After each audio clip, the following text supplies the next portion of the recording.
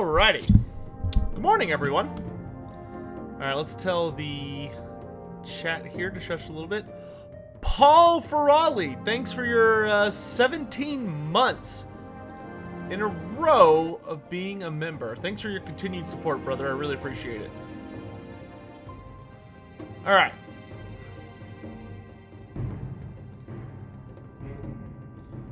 So let's get the screen blocker out of the way. Man, my beard is looking so bad. I need to get off my butt and trim that. Still a little loud. There we go.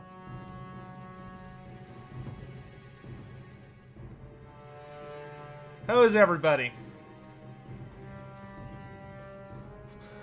Let's get Tabletop Sim up here.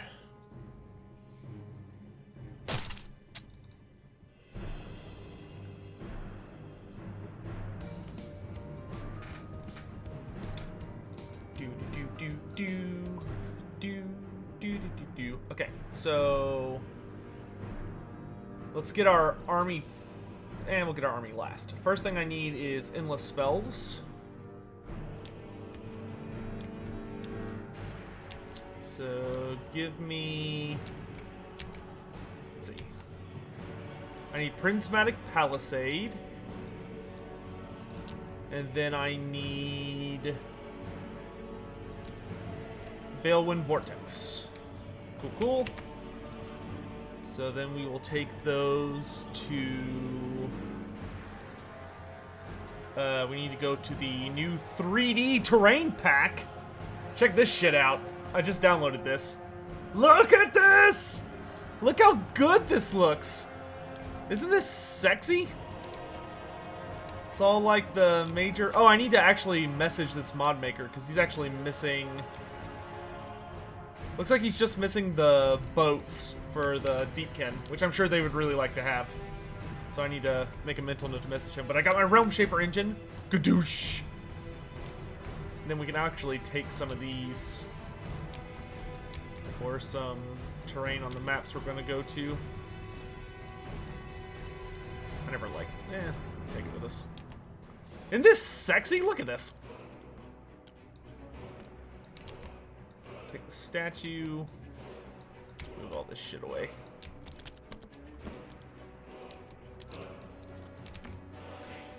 Alright, so we'll take all this. Well, okay, let's do this. Well, yeah, that's fine. We'll just take all of it and then we'll save it. Actually, no. Easy way to do this. Move this shit out of the way. We'll put all the things that I really, really like as terrain pieces. And we'll just save those as an object.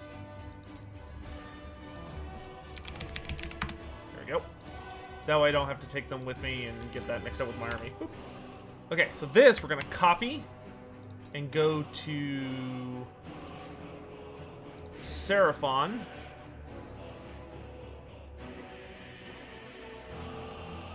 Which I think this one is 2D and 3D. It needs to be updated a bit though, because some of the stuff is a little whack. But it'll work for this. So we've got Lord Kroak. We've got Croxagors.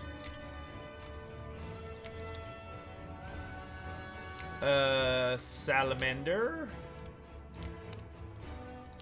I need handlers. Where are the handlers? We have skinks. This is a skink priest. Yeah, source guard. You know what?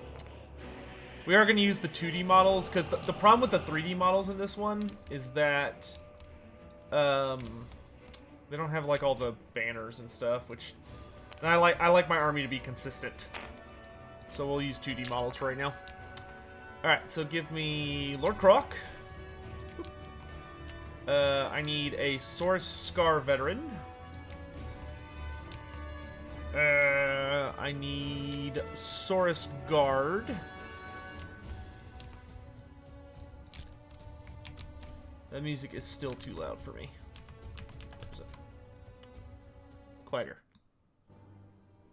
I just want a hint of music in my life. Yeah, the Dreadsaurian's cool. Even though I think the base is actually the wrong size. Okay. I need Kroak scores. I need...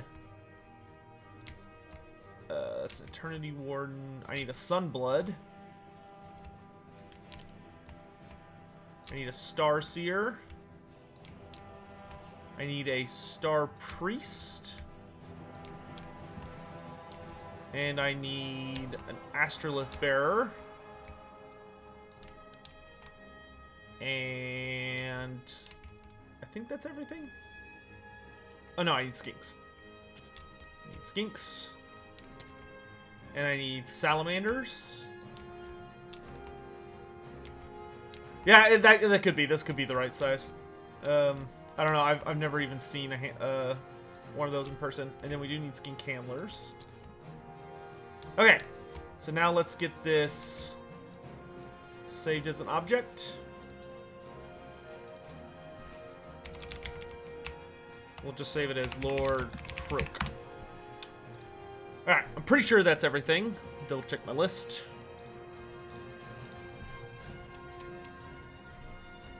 Check, check, check, check, check, check. Check, check, check, check, check, check.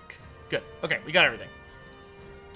So now let's go join chat with Cakelet and get everything sorted out. Hey there. Hey. How's it going, man? Pretty well. Raw cauliflower, thanks so much for the, £5? I always forget if that's pound or euro. I think that's pound. Thanks for the, £5 tip. What do I think is the biggest improvement lore-wise in the new Seraphon book? Just the Coalesced in general. The fact that the Coalesced actually... that the Seraphon actually have physical cities and get to interact with all the other races. That is something we never even got to do in fantasy. So being able to do that in Age of Sigmar is like a dream come true. Like, having Seraphon that live in the cities of men and interact with them, or have cities of their own that trade with people and, like, have allies and enemies and stuff is just awesome. I love it. Because the worst thing about Seraphon in fantasy was that they never interacted with anybody. Alright, so do you want to host or do you want me to host? You can host so that you don't have any issues. Okay. Let's see, what map should we use? Oh, you're playing Ogres, right? Yep. You might like this new mod I got. Hold on, let me send you the code for it. I was looking at your stream and I was like, ooh, that gray mob pod looks amazing. Yeah, they got sexy 3D terrain models now. The only one I don't see in there is the Idneth one, which is actually kind of funny. Yeah, that's a bit of a shame because I didn't really play around the scenography. So. Well, yeah, that's why I need to message the guy behind it. Because I just outright lost because of that stupid boat the last time when I played them earlier this week.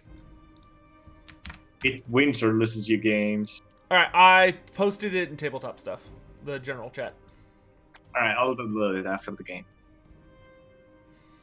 I'll actually just save the link when you prepared everything. Okay, so let me grab a map. What's a good map? I want to do a map we haven't done in a while.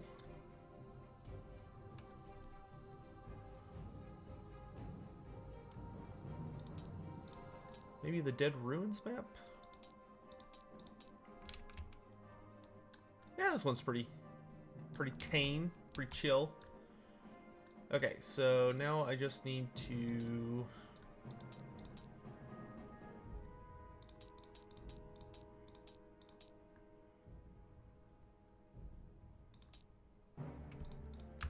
Damn, I'm trying to remember... here we go. Alright, so the... Oh, apparently... You have me as a friend, right? So you can just find me. I believe so. Or I could just invite you. Hold on, let me find you. I don't think I'm friends with you right now. Oh, we should just change that. Because it would make it easier. Because I goofed and my name is literally just tiled single player. It's not a very original name. I guess it's just Sotek. Or is it Lore Master of Sotek? It's Lore Master of Sotek.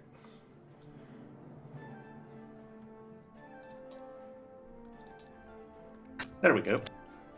The one and only. Okay, there, I see.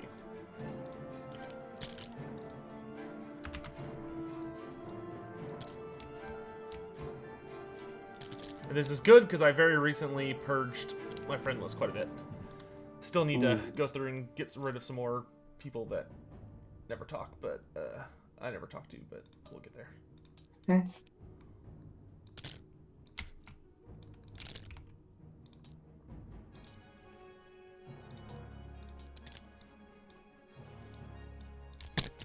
I believe you have to invite me.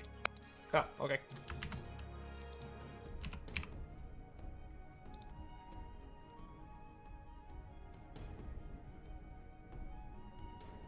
How do I...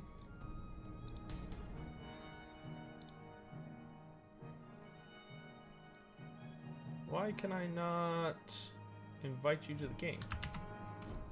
Maybe I... let's see, server... Yes, it should be 2 players. No, it... Oh, I know why. I'm stupid. Hold on, I gotta exit out. Uh-oh. I did single player. That's why. I was like, what did I do? Okay, but now it's fixed. So let me go back to that map. Because that was a pretty cool map.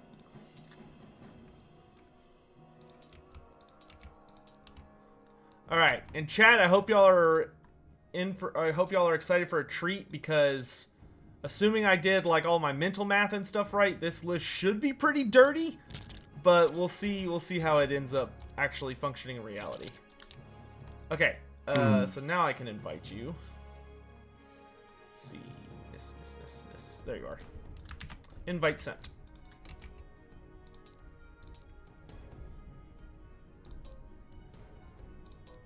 There we go. So we got some like classic AOS terrain now that we can replace some of this generic as shit stuff with. Ooh, this map looks nice. I love the elevations. So I'm gonna get rid of that, and I'm gonna put this over here. I'm gonna get rid of this. And put this over here.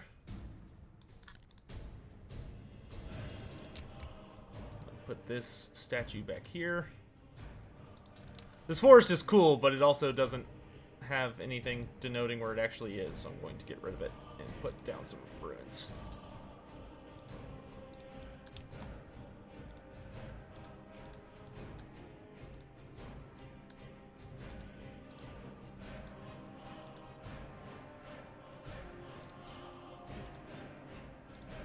Are you running Starborn or are you running Coalesced this time? No, I'm running Coalesced. This was the... That's not everything, that's just the basics. Alright.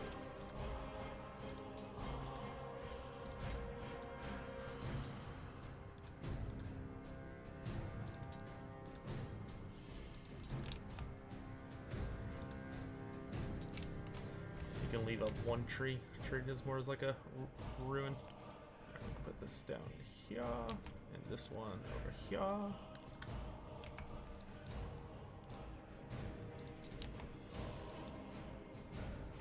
And this we don't need. Alright. Well, yes, I'm aware that if I wanted to be dirty with no creativity whatsoever, I could just take like 40 salamanders. But I'm trying to have a little bit of a, little bit of like flavor to the list. That's got no flavor. Yeah, that's true. Salamanders right now are way too good for what Yeah, they are. I was stunned that they put out the FAQ and didn't say anything about salamanders. Oh, the FAQ's out. Yeah, they already put it check out, that. and it didn't change very much. Uh-oh. Like, I think the only thing they... I mean, there were a couple things they addressed, but not a lot of it was very big. And, like, everyone thought they were going to make salamanders artillery, so you couldn't just spam them, but nope, they did not say anything. And everyone was like, well, that doesn't bode well. Oh, that's terrible. That is gonna be so bad for competitive Seraphon play because it's just gonna be Salamander lists all over the world. Yeah. I mean, don't get me wrong, I have 2 in mind, but... Starborn Salamander Gang with Fangs of Zotek for the insta-kill artifact, Sorrow's Old Blood for the CPs, yeah, and then everything else. Personally, I feel like they pushed out the FAQ too early. Like, especially with the fact that people haven't really been able to play Seraphon because of the virus. Like, I don't know what they were thinking, going ahead and, like, putting that out, being like, there you go, Seraphon are fixed now. And it's like, but nobody can play them, really. Yeah, but, I mean, to be honest, FAQs recently have been somewhat weird. Like, they don't really address the core issue. It's why Zench is still, like, disproportionately broken, despite being, like, technically nerfed, but not really, because the problem wasn't the Fate dice, the problem were Change Host and the Horror spec. Yep. True that. Can you give me moderator in the room so I can add my army? No, you lose. Alright, here you go. Perfect. Yeah, this list is pretty much built around just having, like, a royal assload of Saurus Guard. And seeing how that plays out. That scares me. I'm trying something different where I'm just gonna run a Stonehorn with Ethereal Amulet. And see how that flies. It's a bit scary. Okay, so I think I have a unit of... I think it's a unit of 15 and a unit of 10. Yeah.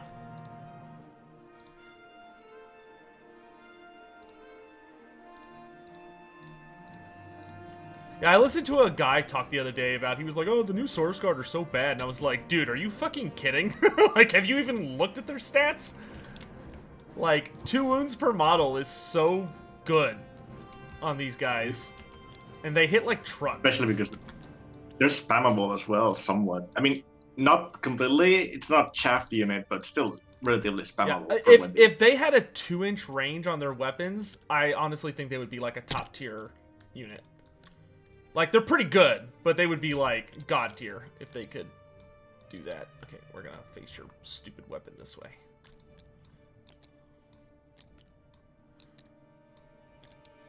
And we're glad that they cannot reach that 2-inch range.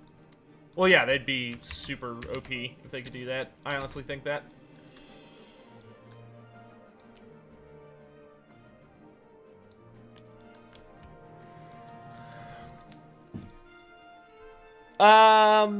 You know, Araby might never arrive in the old world rules, although what do I think of Albion? Well, with Kislev being added, I really think anybody's up for grabs. Like, we don't really know what Games Workshop's overall plans is. I could see them trying to address Araby, because Araby could be really cool and scratch a niche in the community that people would really enjoy. They would just have to balance it while... They would just have to be careful with it, because I know... Because it's just because... You know, they're a British company. I think they're a little scared of non-Western cultures right now. That being said, I totally am expecting a Cathay at some point. Alright, so this is my army. So it's a unit of Kroak scores, 2 units of Source Guard, a shitload of characters, some skinks, 2 salamanders, and some endless spells. Alright, my list is... 2 Frostlord, Huskard, Stonehorn Beast Riders, 4 Mornfangs, and 2 Mornfangs. Okay. Are Temple Guard Source Guard? Yes. Or other way around. Alright, so first thing I need to do before either of us deploy is put down my Realmscaper engine. So I'm just going to put it right there. Right smack in the middle. Alright. Then we just roll up for who starts. Yep. There are no dice. We need to create dice. See, I'll do black dice.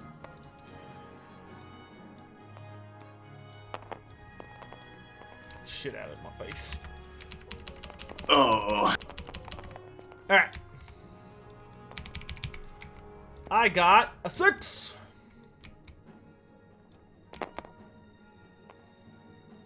Hey. Alright. Way to waste our time there. 5. Stop it. Okay. Aw. How many drops do you have? 4? Actually, 3. You go first. Oh wait, we should probably figure out what we're playing. Yep. That might be good. Good sir, would you roll me a D3 and then a D6?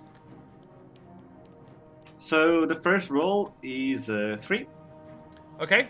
Second roll is 6. Relocation That bodes orb. bad. Ugh. No. I do not like that one. But I mean, we can do it. Oh, we can totally do it. I'm actually kind of a fan of relocation orb. I think it's surprisingly balanced, even though it's very messy.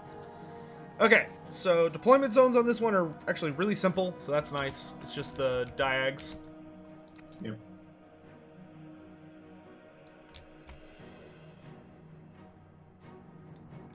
I wish the line would go over everything. I don't understand why it like ignores different levels of geography. It's very annoying. Uh-oh. Oh, this looks... Have you seen the capture rules for this? I have. I Oh. played this one fairly recently at a tournament. Oh, this looks terrible. Because this one punishes the shit out of you if you double turn. No, like, it punished me just for capping the objective. Oh, that looks atrocious. I mean, we can re-roll it if it really bothers you. Nah, let's skip it. It's a good challenge. Yeah, okay. Have I read The Silver Shard? No, I've not. My Age of Sigmar book collection is not that great. Just because they release those books really fast. And I rarely have the time or the funds to get them. Let's see, I just need, like, a circle.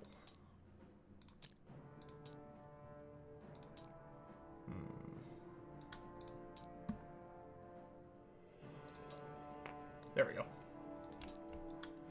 That can be the objective marker. So it starts the game in the dead center. Oh. Can you wind back a second? I think I just did a big mistake. Sure. Thank you. Just let me know when to stop rewinding. Or Again? keep going? Yeah. Because I accidentally deleted my host card. There we go. It's there. Okay. Accidentally removed my host card, and that's not good.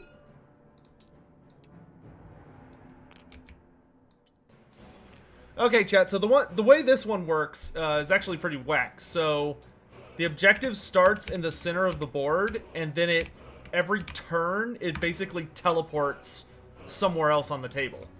And the goal for us is to chase it while slapping each other. We are doing the 2019 version, just to be clear, not the 2018 version.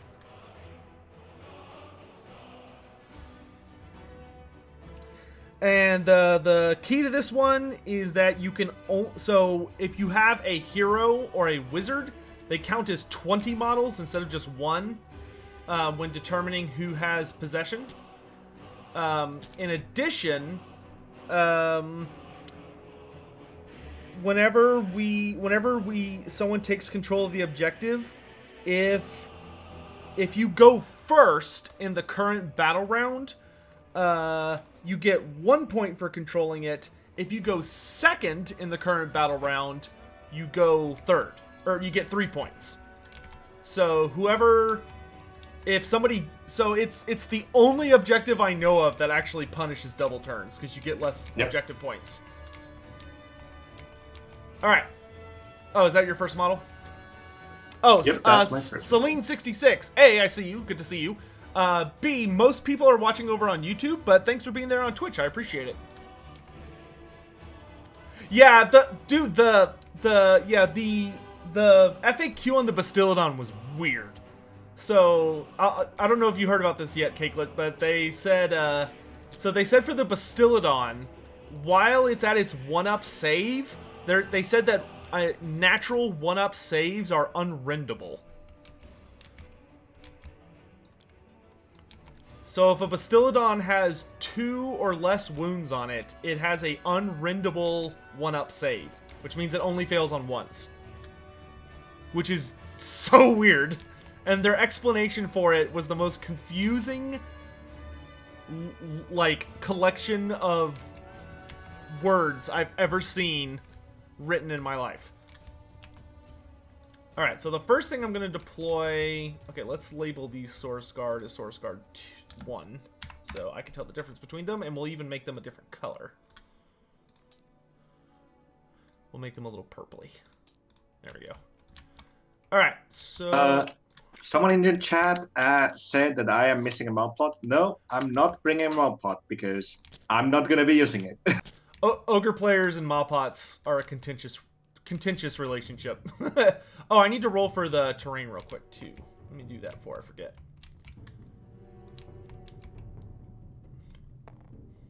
Let's see. Because when you're playing Coalesce, you need to make sure that you always roll the terrain rules, because they actually matter for this faction. Yep. Okay, so starting with this set of ruins, we'll just count this as one piece. A 2, so it's arcane. That's really nice. That is really good for you. Lord Kroak at +3 to cast. Don't mind if I do. This piece right here. Also arcane. Oh. Oh no. It's just gonna be Magic City. This piece over here. This is deadly.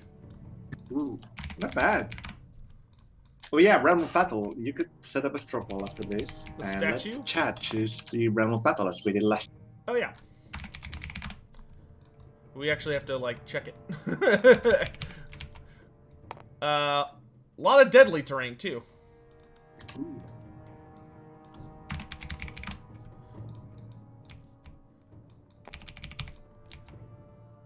And then this is damned. Okay, and then last is the tree, which is deadly. If I can click on it. Never mind, that's arcane. Wow, so like everything on my side of the map is arcane, and everything on your side of the map is deadly. Oh, I guess these sets of stupid things here. So these are mystical.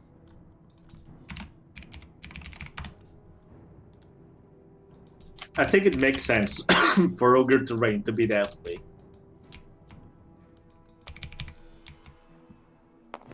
6 is sinister. Ooh. It's not gonna get any use, but eh. Alright, yeah, we do love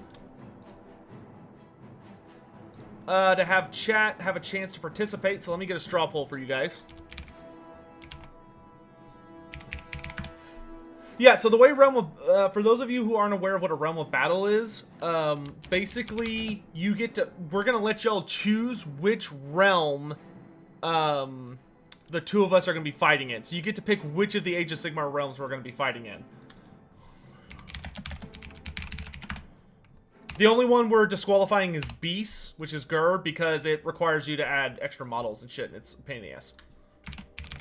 It's also a pain to to play around and control. Yeah, it basically adds an entire another phase to the game.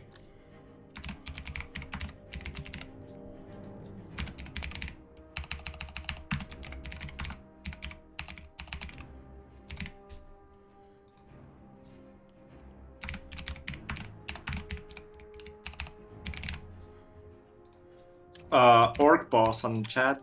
I'm not going to be using a mob pod because I'm running Visceral Raiders, and the issue with the mob pod is that it's very big. And not only this, I'm not gonna get any use out of it outside of it filling up my deployment. Because my entire army just rushes onwards. There's no retreating.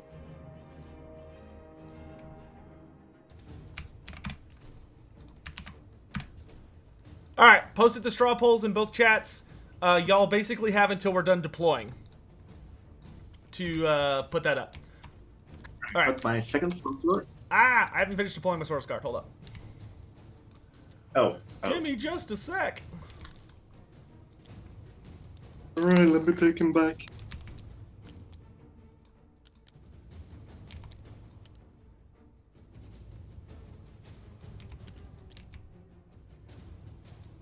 Actually, we're gonna deploy a little further back. I learned my lesson from last game. You did? Yeah, I'm not gonna fucking let you just walk across the board and hit me turn 1. Zoom. You're gonna actually have to work for it this time. Ugh. Making me walk. No, you're not. You're making those poor beasts do the walking. Don't act like you're not lazy as shit. I see you. Those poor beasts ate 3 terror guys back to back. I believe it. Crazy Yeah, it's not monsters. even a joke. I lost the game, but I won the game as well. How do you lose a game where you eat 3 terror guys? What in the world? Because I lost 2 Stonehorns. He took my. We were playing the one where the meteors drop in turn, and he just deleted on a charge 2 of my Stonehorns. I was too scared to pull the Frost Lordine, and I was like, I'm gonna go for his objective, right? Then I realized Actually, we're gonna a little bit. the Vargul's, no, the Vargeists for Flesh Eater Courts are insane. Yeah, they hurt. If they actually get to do what they want to do, they are very painful. Yep, and they got to do what they wanted to do right on my face, and I was like, uh-oh.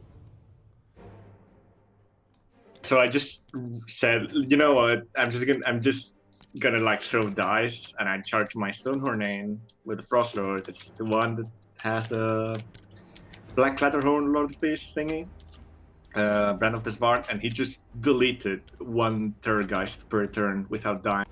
It was insane. Sounds like it.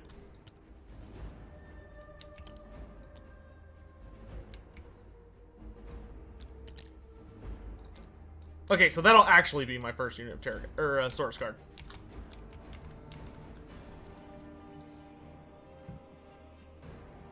All Professor Pone, you vote for Greater Good Realm. I guess that would be Hish. I think it would be Azir. Well, that's not an option. Not yet. Not yet. Dude, if we ever get Azir, that's probably going to be like such a big summer event or something. I mean, Like Hish is already... Azir being invadable. Hish still has like bajillion like events for against Chaos and Death armies that just sucks if you play again with those. Oh yeah. All right, so that's your second deployment? Yeah. All right, for mine, I'm going to deploy a unit of Kroak scores. And if they did something like Wrath of the Everchosen, but it's destruction against Order, I wouldn't mind. Dude, I want destruction against Order so bad for Hish. Just give me the Sons of Behemoth versus the Lumineth. That would be so awesome. Like they just release like a few named characters for each. Like, all right, that's my second drop. All right, the rest I have is on the battalion. Okay.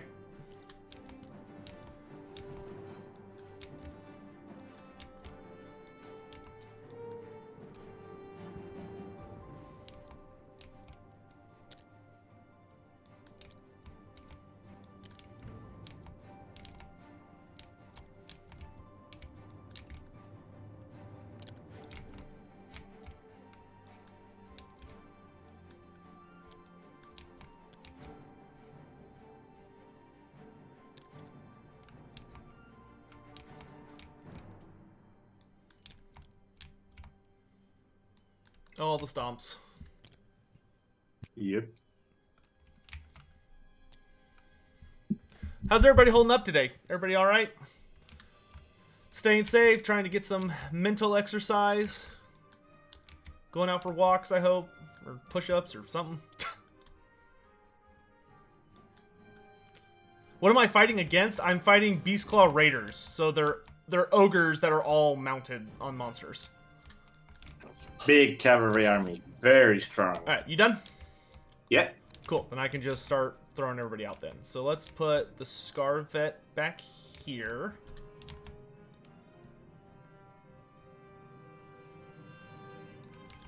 Let's put the Sunblood back here.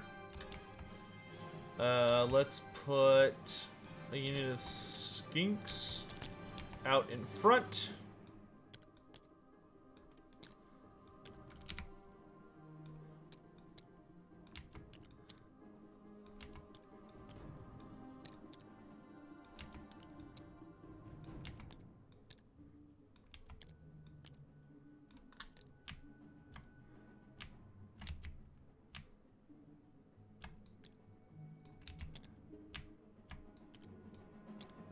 For those in chat, yes, I'm playing Ogre mod tribes, which are basically Ogre Kingdoms 2.0 for Age of Sigmar, and they have some key differences in lore, but generally it's just the same idea.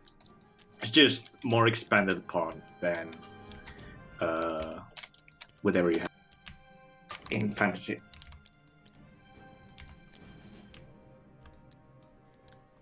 Okay, so those will be the Skinks, and then we'll put Lord Kroak back here. We'll put the Astrolith Bearer up here. Skink Starseer will go over here is fine. Star Priest will go right here.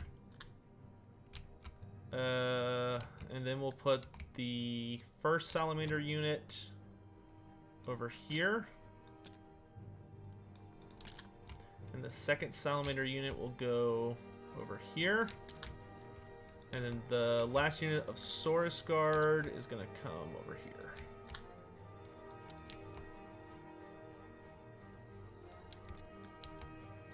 You don't have any shooting attacks that I really care about, so I don't need to worry about bodyguarding Lord Kroak that much.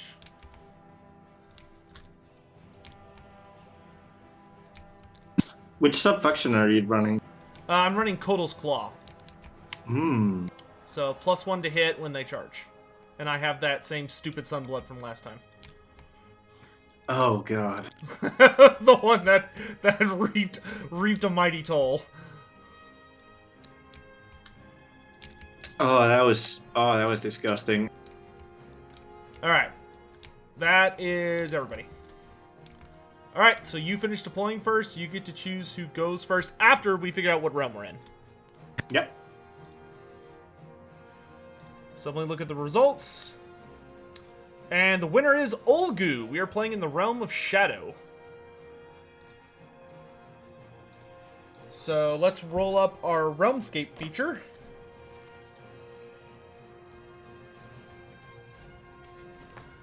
Let's see. There we go. Roll a dice. The winner is Darkly Shaded. Maximum range of attacks and spells is 18 inches. That's good for you. Yep. Alright. Alright, I'll take it. It's a good one.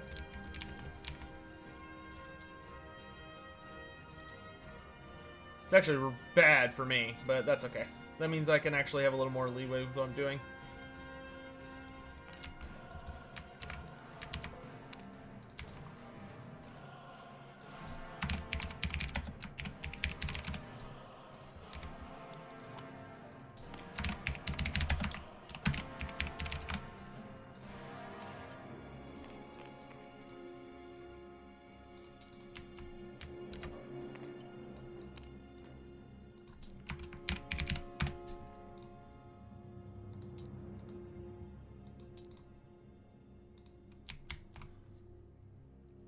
Alright, so it's your call. Who goes first? You go first. Alright, I go first. So, start of the hero phase. I need to roll to generate command points.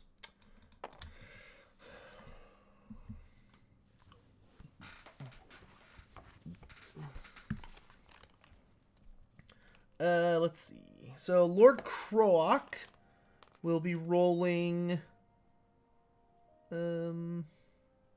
he'll be rolling 3 times on a 4-up. Whereas the skink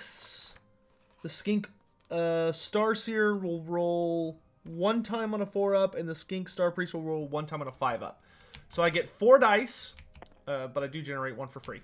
I get 4 dice that on a 4+ give me additional command points. Woo! What? 5 command points. Okay, game. Okay, And see then how it is. 5-up. Yeah! Okay. 6 command points. Turn 1. Oh, no. Yeah! Seraphon experience. For magic, I can't see you, so, wait, do Comet's Call need... Oh, well, it's max range, so, I can't use Comet's Call right now, which is a bummer. No. Man, you actually got super fucking lucky with that. Okay. Yeah. So, let's go ahead for actual magic, let's do... I'm gonna start with the Skink Starseer is going to cast... let's see, where is it? Starseer. Yeah, he's going to cast Control Fate on the big unit of Saurus Guard to give them +1 save. He gets +3 to cast, because I get 1 for Arcane Terrain... sorry, +2 to cast, because I get 1 for Arcane Terrain and 1 for the Saurus Astrolith Bearer. So that'll knock me to a 6, which is not enough for it to go off. Let's have Lord Kroak put Mystic Shield on that unit of Saurus Guard.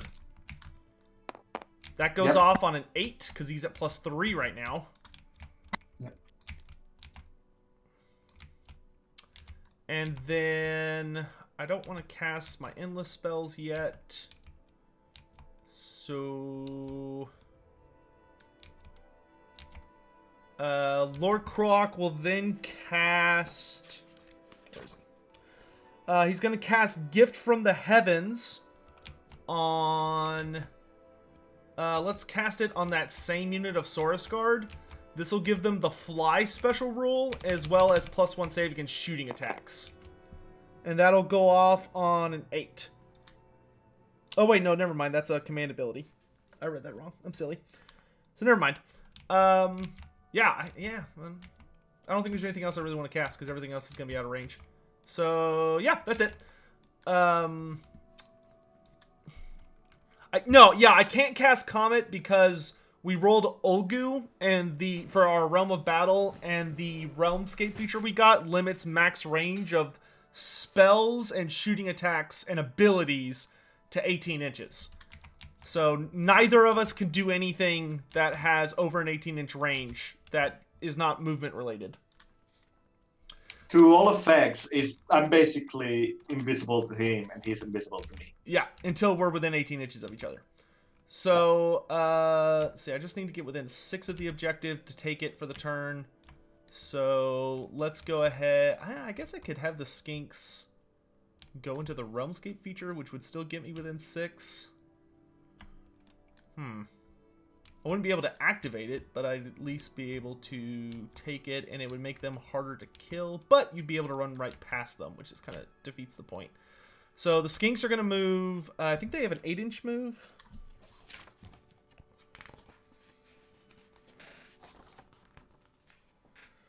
Yes, and all of these skinks are running bolt spitters and shields. So they're all ranged. Yeah. So we can move 8 inches. Let's move there, there, there. But I just want to be just within 6.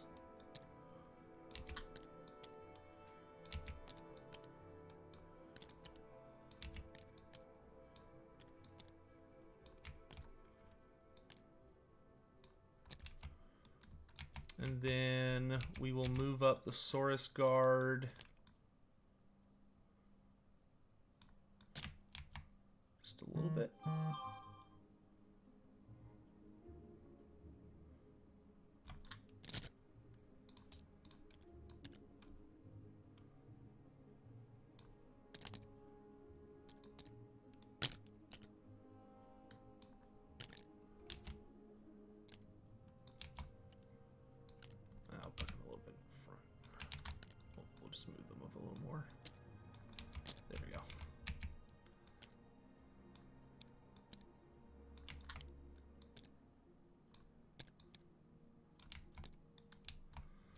And then let's move Kroak scores up.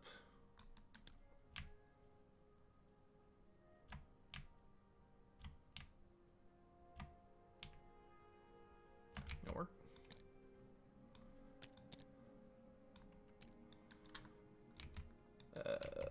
Oh, and the Skink Star Priest is going to put his poison on the Saurus Guard.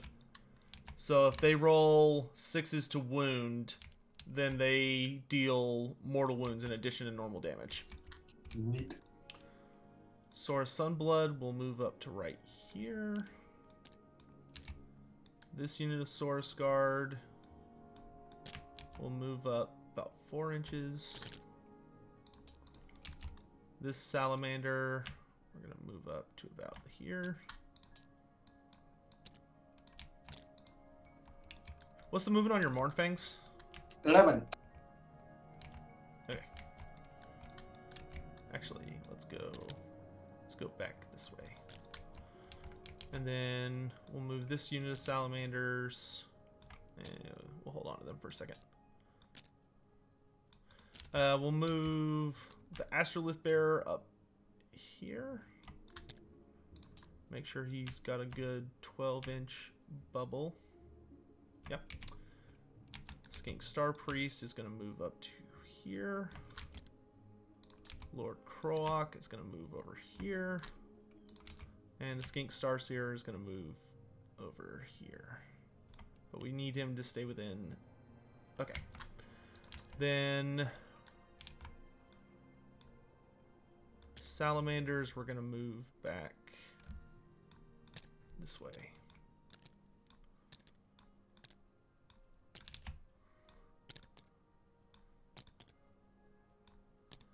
And the Scarvet's just going to hang out. I don't really see a reason to move him right now. Okay, so that's going to be it. My Skinks can see you, but they're not in range of their shooting attacks, so they're just going to chill. So that's it for my turn. So I'm going to get 1 victory point. Alright. Alright, so I get a command point, because it started my turn. And before anything is done, I have to move D6 extra on all my battalion units, so everything but the flush work. Move D6, roll individually for each. So Glock, the wording is not that you don't have line of sight if they're beyond 18. It's that abilities have a max range of 18. So I guess technically I can see him, but I can't cast Comet's Call even though it's map wide because the rule specifically knocks it down to 18 inches.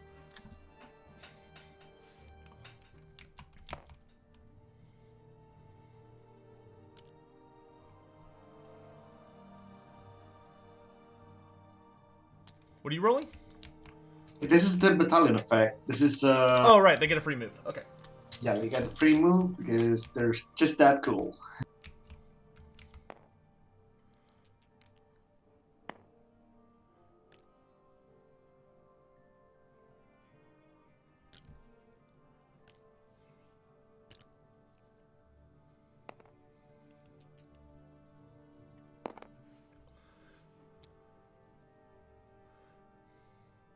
Dude, I've seen a lot of talk. Responding to what you said in Twitch, Celine, I've seen so much talk the last day or so about the Lumineth and their aesthetic. There is a lot of debates going on in the Warhammer community. A lot of good and a lot of bad. The newest announcement of the Lumineth pissed a ton of people off, but also made a lot of people happy. But it's really divided the elf community, which has been kind of nuts. I like the cow.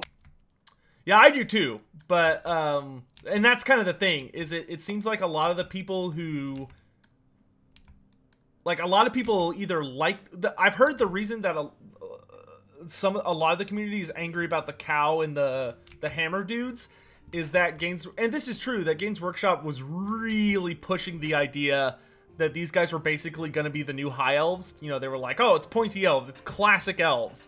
Like, they were literally showing, like, 4th and 5th edition high elf art when they announced it.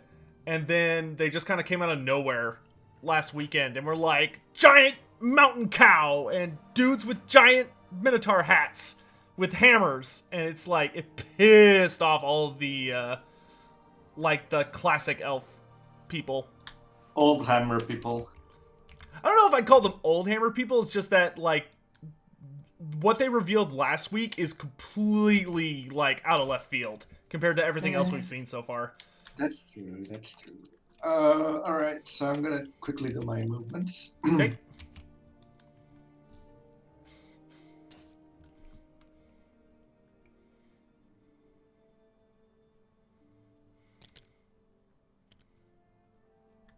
Dreadnoughts, yeah. I mean, I'm still not a... I like some of the Bone Reaper models, but I hate some of the other ones. Like, I really don't like the way the Mortek Guard look. I don't like their faces.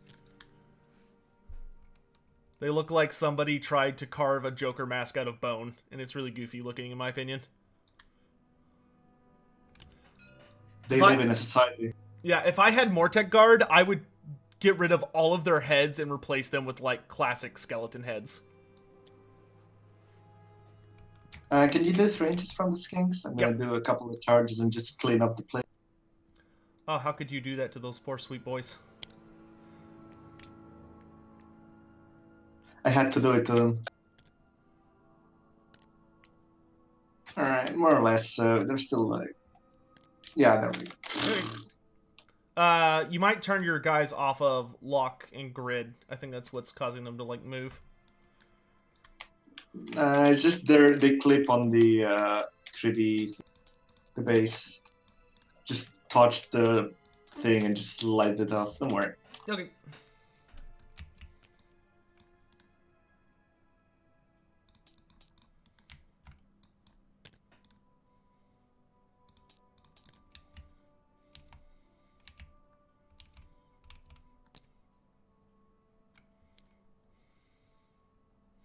Yeah, this will at least prevent what happened last time to me, which last time I didn't have a screen, so he was literally able to just run into me, and then he got a double turn, and I lost the game, like, instantly. Shit, real quick.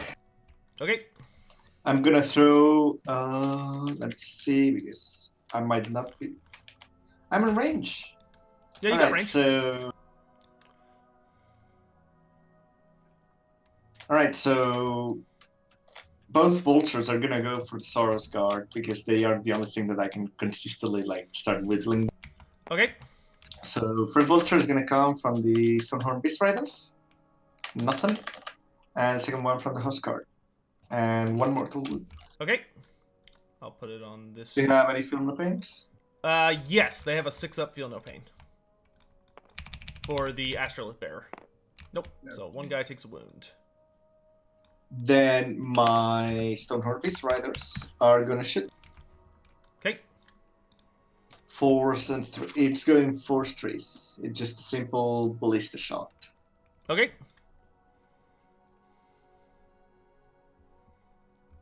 Yeah, I've seen that too. Some people have been saying the new the new elf stuff looks like Chaos Dwarves. That's really funny. All right. No rank. Okay, and this is on the Source Guard. Yep. Okay, so they're gonna have a 4-up save, I think. Let me double check it. I think so, yeah.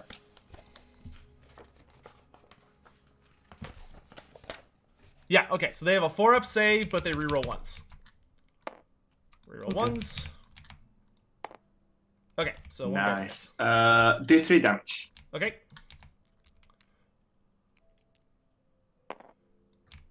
One guy dies. Alright, charge time. I'm charging the Stonehorn Beast Riders. Oh wait, before I do anything, I think I'm gonna use a command point just to reroll charges in area. No, okay. No, I'm gonna save the command point. It's useless to use it now. So I'm charging Stonehorn Beast Riders. Okay, 7. 7. He can do damage on the charge, though. Can he? I probably should have just waited in the back, but we'll see. Alright, so 7 dice. 4+ mortal wound. 3 mortal wounds. 3. Okay. Actually, let's do 1, 2, and 3.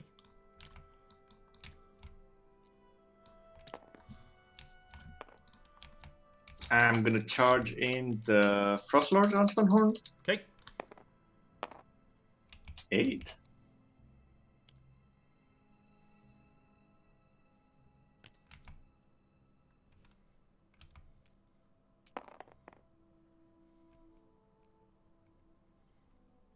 So I guess what I should do is start pulling skinks off from this side so that he can't make any other charges. 1, 2, 3, 4, 5, 6 mortal, 7 mortal wounds. 1, 2, 3, 4, 5, 6. Okay, that's the unit.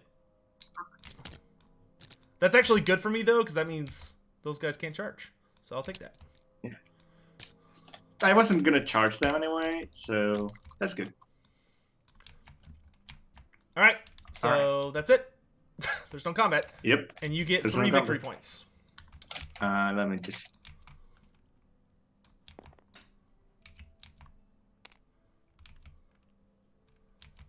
And then I break ties.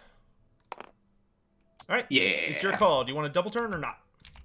I'm taking it. All right. I'm not doing the mistake of giving you a second turn. Alright, so first of all, I get the command point. And then I'm gonna just move everything to charge range. Really. Okay.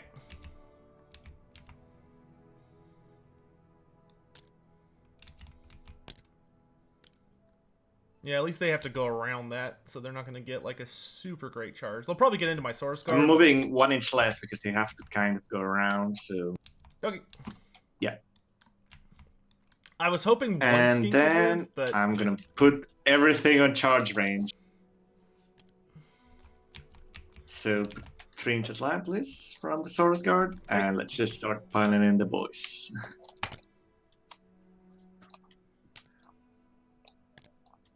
I really needed to get off that +1 save. Sucks that I couldn't get that even with a +2 buff.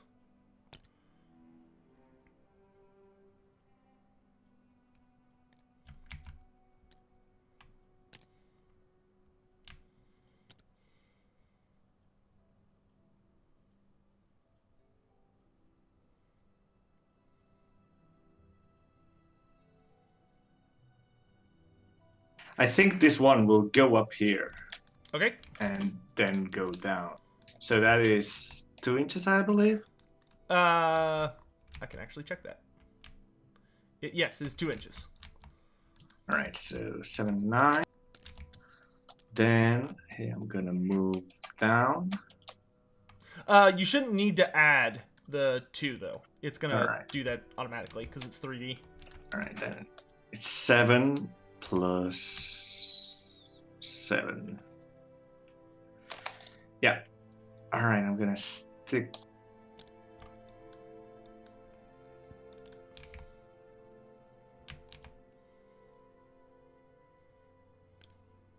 There we go.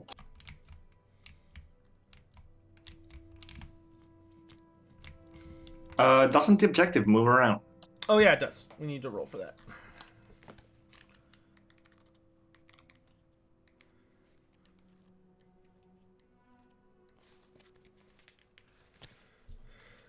Roll a d6.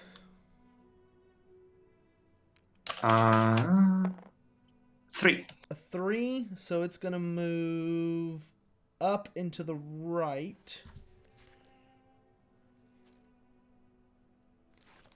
It's gonna move to 12 inches from here. So right there.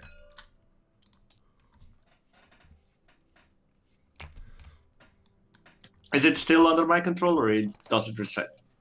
Let me check. Because that's kind of important.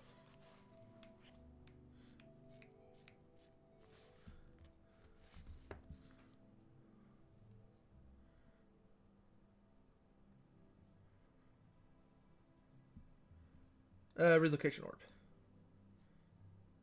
Yes, control of the objective is lost whenever it relocates. All right. So if you want your victory point, you will have to chase after it. Well, that's good at least. I think I'm better off not letting you chase after it.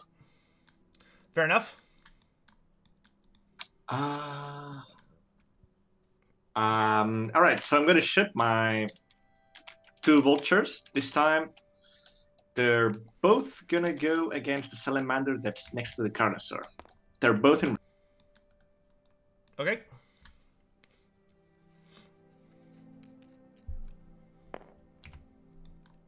One goes in, and 2 go in. Okay, these are mortals. Yeah. Okay, 6 up, feel no pain. Nope, so 2 handlers will die.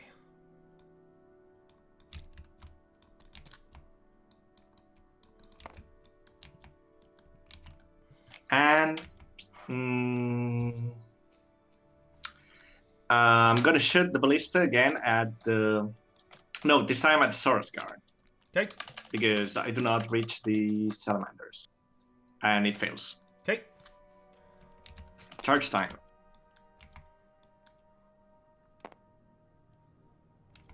I declare charge with the Mornfang to the far right. Okay. I mean, your far right, so my left. Alright, so that's 10. I was hoping those guys would fail, but...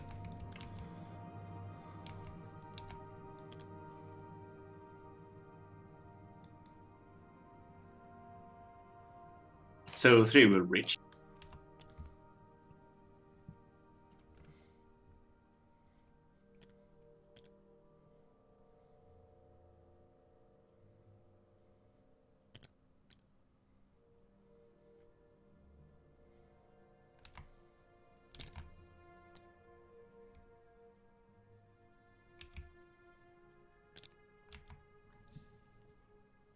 And I'm gonna roll my corresponding dice.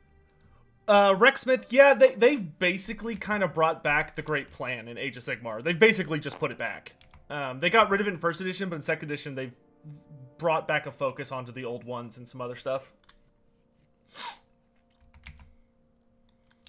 2, 4, 6, 8, 10. Alright, so 10 dice, 6 plus mortal wound on the red Saurus guard. Okay. 2 mortal wounds. Okay, that'll off 1, because they are not all within 12. So let's get rid of this one. Well, no, he'll make a pile-in regardless, so let's get rid of this guy. I'm gonna charge the Stonehorn Beast Riders. 10 again. Man, he's getting really good charge rolls.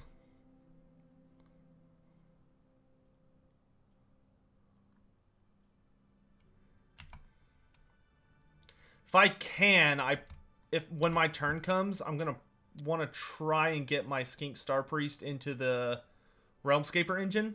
All right, so because if I can garrison that, range, because I might be able to trample the Sunblood. I still move too far forward. Man, it's annoying. I hate playing armies that can move 30 inches in a single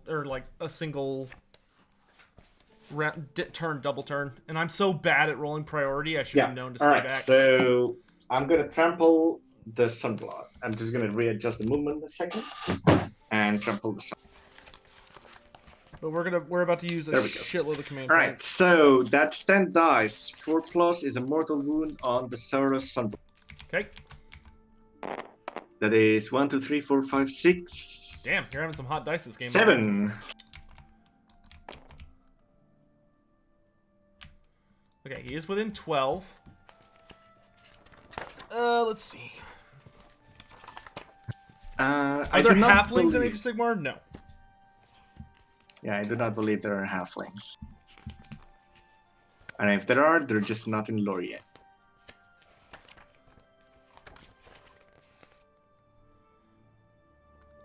Okay. So, he needs 6s. He got 2, so he takes 5. How many wounds is he left with? He's only got 2 left. Ooh. Yeah, you're rolling kind of bullshit right now. Mm, And by kinda, I mean super bullshit. yeah, I'm being very lucky with my charge rolls. All right, I'm rolling my second Frostlord. Okay.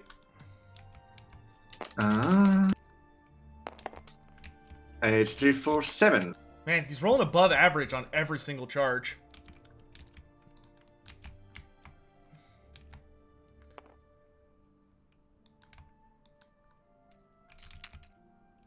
So 4 plus again, more mortal wound. That is 1, 2, 3, 3 mortal wounds on Sora's guard. Okay, needing 6s. Nope. So 1 goes down. Let's get rid of this one. And 1 will take a wound. All right. The next one is going to be the Huskardon Stonehorn with Old Granite. Just as a little thingy is that the reason why I'm not using a command point is because Old Granite Tooth exists and it assures the charge basically. Okay. Because it adds +1 to charge to Stonehorns within 12 inches, so that's why I'm not just using a command point. Gotcha. All right, so let's see. 6. If I can survive this with my Saurus Guard, I should be able to reap a pretty nasty tally. So that's just going to be 6 dice real quick. But if he keeps getting like really, really good rolls on all these mortal wounds, I'm not going to have any Saurus Guard left. 4 mortal wounds. Save 1, so 2 more go down.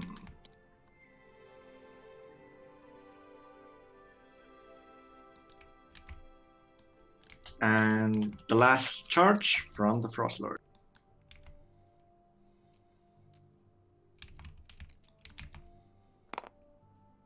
5. Does he reach? The +1? Yeah, definitely. Oh, depends on where you're going. You can reach the Salamander, yeah. Yeah. All right. So I do reach because I have +1 to charge. And I'm basically left at 6.1, so I'm within the half inch. If that's good for you. Yeah. And I'm just going to roll 5 dice.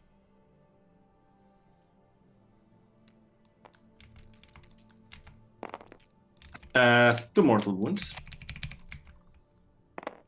Okay, so another skink dies, and the Salamander's got 2 wounds left. All right. So now what I'm going to do, start of the combat phase, I'm going to quickly open my gaming book and check something real quick. Okay, while you're doing that, I have to use a shitload of command abilities, so I'm going to go ahead and doing those. Because I have to start denoting them. So I'm going to start with the Scar Veteran. Is going to give the Saurus Guard, counting as having charged, so it'll basically give them +1 to hit. And on a 4-up, it doesn't use a command point. Okay? It doesn't use. Good. So let's do that. Then he's going to use that on the Kroak. Won't do anything on the Kroak Source. He'll give. He'll use that on himself. Does use a command point. Then he's gonna use. He's gonna use all-out attack on the Kroxigors. Consumes a command point. Then he's going to use all-out attack on the Temple Guard. Uses a command point. He's going to use all-out attack on himself. Consumes a command point. It's very... not the best rolls for 50-50. Then the Sunblood...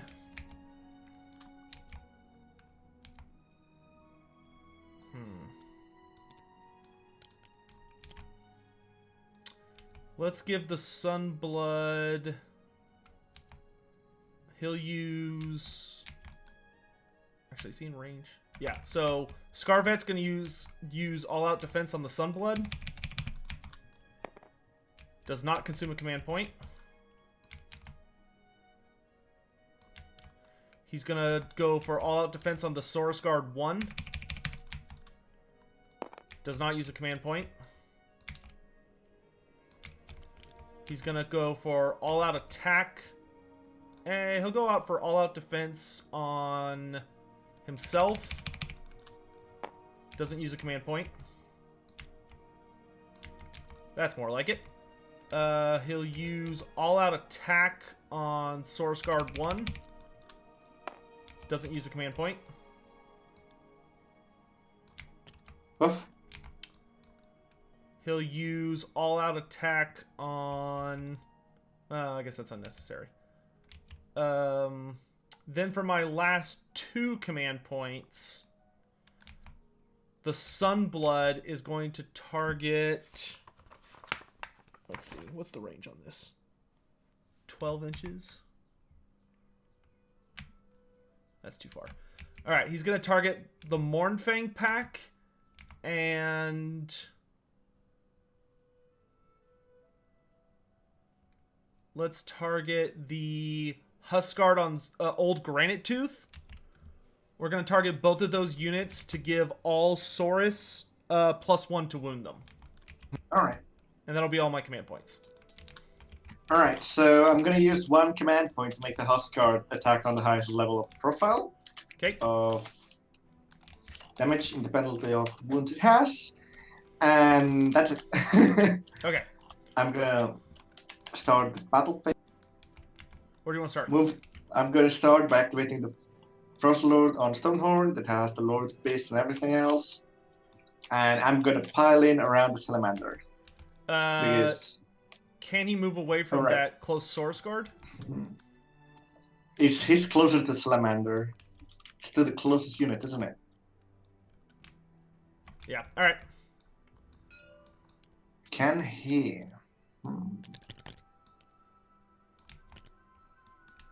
0.5. Is that enough? Isn't half an inch enough?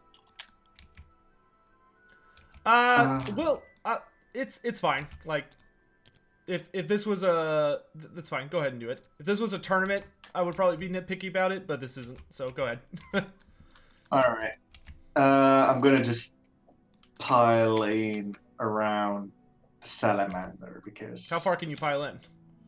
3 inches. Yeah, just... that you're gonna have to be exact about. I'm not gonna let you fly over the Salamander. Let me see. I'm gonna move inch by inch, because this is gonna...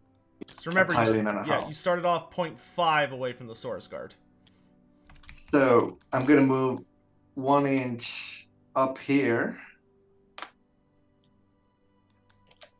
God, stop rotating, please. All right, I'm gonna put it back. 1 second. Let's see. He was like this, so I'm gonna pile in. Okay. 2 inches around here. 2 inches, and now I'm gonna pile in my last inch this way. Okay.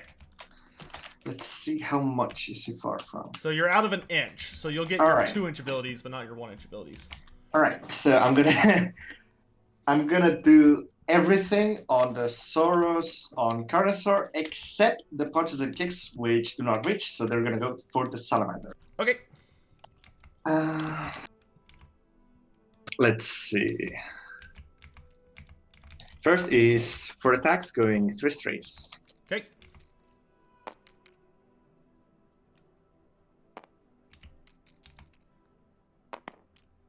Alright, 1 attack, Ren -1. Okay, and this is on who? On the Scarvet. Everything goes on the Scarvet except the punches and kicks. Okay, Scarvet normally has a 4-up save, so it'll go to a 5-up. Saves it. Ooh. Alright, punches and kicks now for the Salamander. So 3 strays. Not the best rolls, but 1 with no Ren. Okay, and then what's Damage the damage? 1. Okay, so 6 up. Nope, he's got There 1 you wound go. left. Whoa. Now it's 6 attacks. 6 attacks that are going 2s, 3s because of Brand of the Bard and Black Clatterhorn. And I'm... Alright, 2s. Okay, so Pretty good. hit. Now 3s. Hey. 4 attacks, Ren -2. Okay, so I have a 6-up save, rerolling 1s. Damage 4 each. Okay, so I get a 6-up, feel no pain against that. Man, that's fucking nuts. I hate Stonehorns. I really wish they would nerf them and buff something else in the list. Alright, so these need 6s. And I only got 2 of them, so that's going to be 16 down to 14. That'll kill him. So he's off. Alright, and the rest of attacks do not go off because I declared them on the Scarf. Alright. I'm going to swing the Sunblood. And we're going to go for the Stonehorn Beast Rider. So he gets 6 attacks.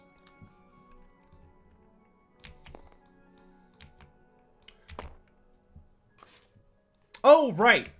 -1 damage. Well, that would have... Yeah. It only... That, yeah, even with -1 damage, that's... Would it have been -1 damage each? Yeah, it would. It'd be -1 damage from each attack. Yeah, it would be so 3 that to would have 3. been that would have been minus. It would have been -4. Reroll it.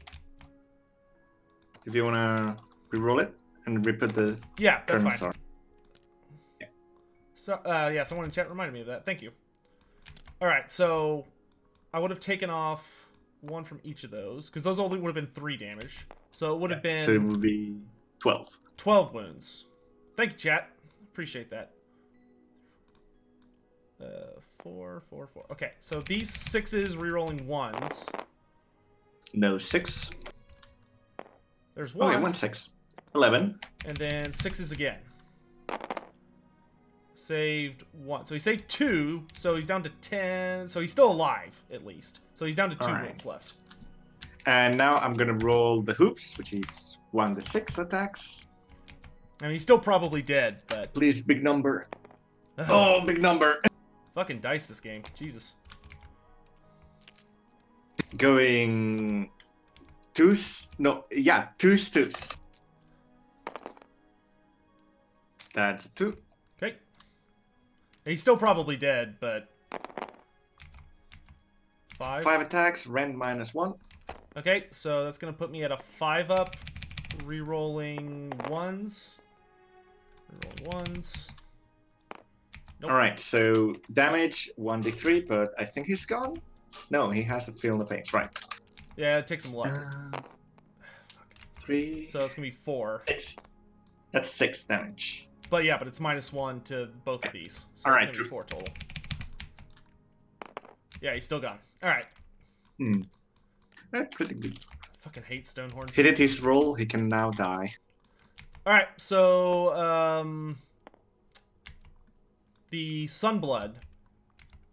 So he has, 3s to hit. No 6s. And then he'll need 3s to wound. Rolled like absolute crap. So he does 3 wounds at -1 rend to the Beast Raider. Ah, fucking hate Stonehorns, dude. They're so cheesy. That is 5s. Apologies. Nothing. Damage?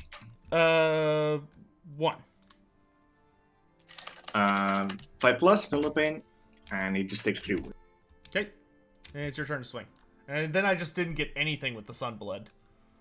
I'm going to be attacking with the Morfang packs that are the 4 Morfangs. And I'm just quickly gonna pile in. Stonehorns weren't that bad in fantasy. Like, they were... You didn't see many Stonehorns in fantasy. Because they had... The only thing that they were good at was they had a gimmick where they took half damage from multi-wounds. But Ogres never took Stonehorns. Just because they could get way better value with a Death Star than they could with monsters. All right, so that is they're all using the calling clubs. Okay. So they have. Let me open the. I have to get an force code real amazing quick. shooting and magic phase, and maybe a double turn to turn this All around. right. But I always lose priority, so it's not gonna matter. Oh yeah, I forgot the stupid jaws on the Oh, the Sunblood. the car. So he gets Sunblood, 2 yes, good. because he's coalesced. He hits with both, and he wounds with 1. So it's 1 damage, no rend. 4+ goes in. 5+. Save. Okay. All right, so Yeah. that is 12 calling clubs, Yeah. So when I fight, man, and hopefully I can get something hate going it. on. I hate it so much, Going but 3. when you fight Beast Claw Raiders, you literally just gotta go hide in the fucking corner like a bitch and just wait until until he gets a double turn and doesn't use it. That seems like the only way to fight Beast Claw Raiders.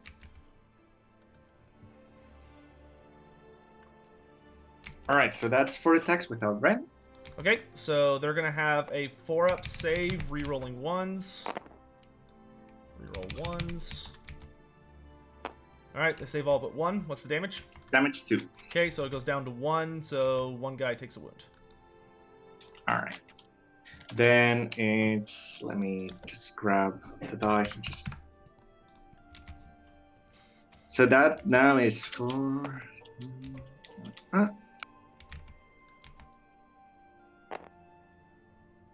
All right, this going for 3 because the mount is going to attack with its jaws.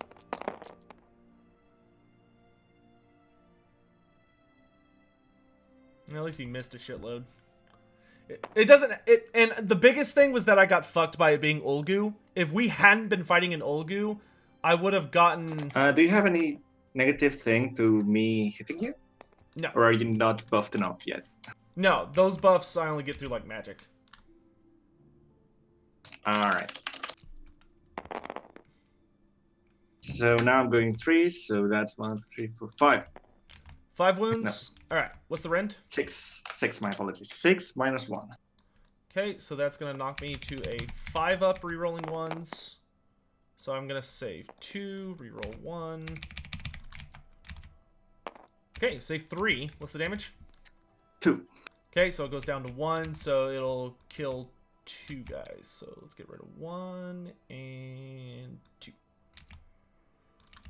Actually, these minus 1 damage actually screws with ogres really well. Your turn to swing. Alright, I'm going to swing the big honkin' unit. Good. So we're going to pile in here. Actually, let's pile in him another 1.1.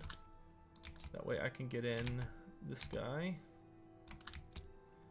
Chat is saying that they don't enjoy Beast Claw Raiders. I personally think they're a really fun army, but they're very limited in what they can actually like competitively bring to the field.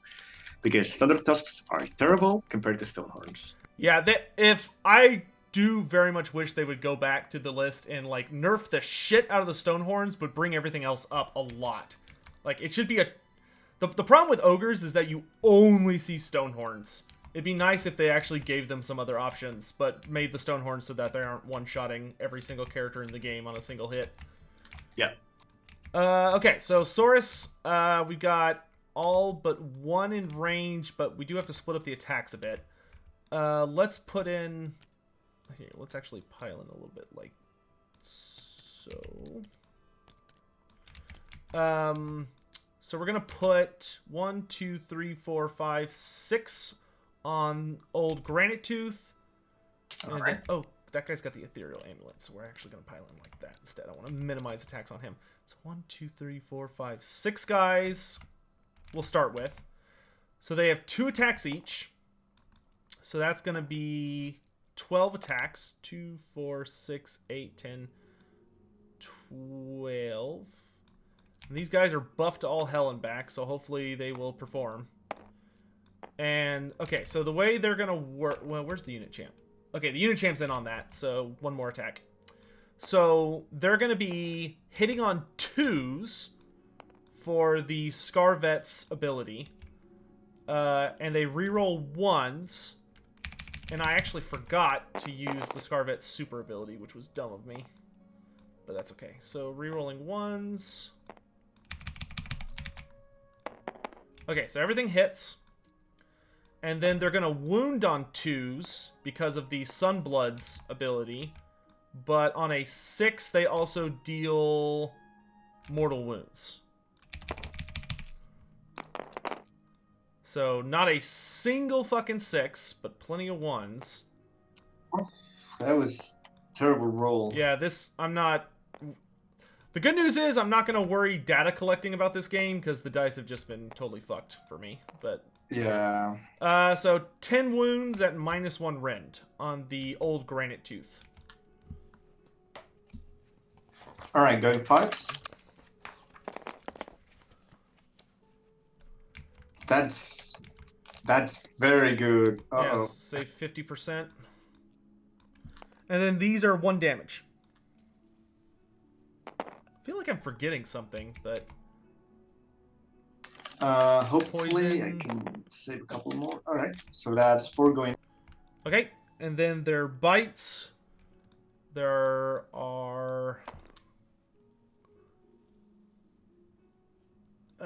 okay, so there are, what, 6 of them? So it's going to be 6 bites. No, 12 bites because coalesced. So that's 2, 4, 6, 8, 10, 12. These will be hitting on... They're going to have +1. So they're going to be hitting on 4s. Rerolling 1s. Are those going for the Stonehorn? For which one? Yeah, Granite? same guy. All right. They're still saying on the chat that you don't forget about the bites later. Okay, so that's 2 mortal wounds from the poison. Ooh. And then 5 wounds, but at no rend.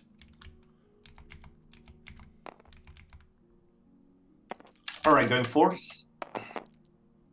Okay, so Pretty good. 2 go through. And those are 1 damage.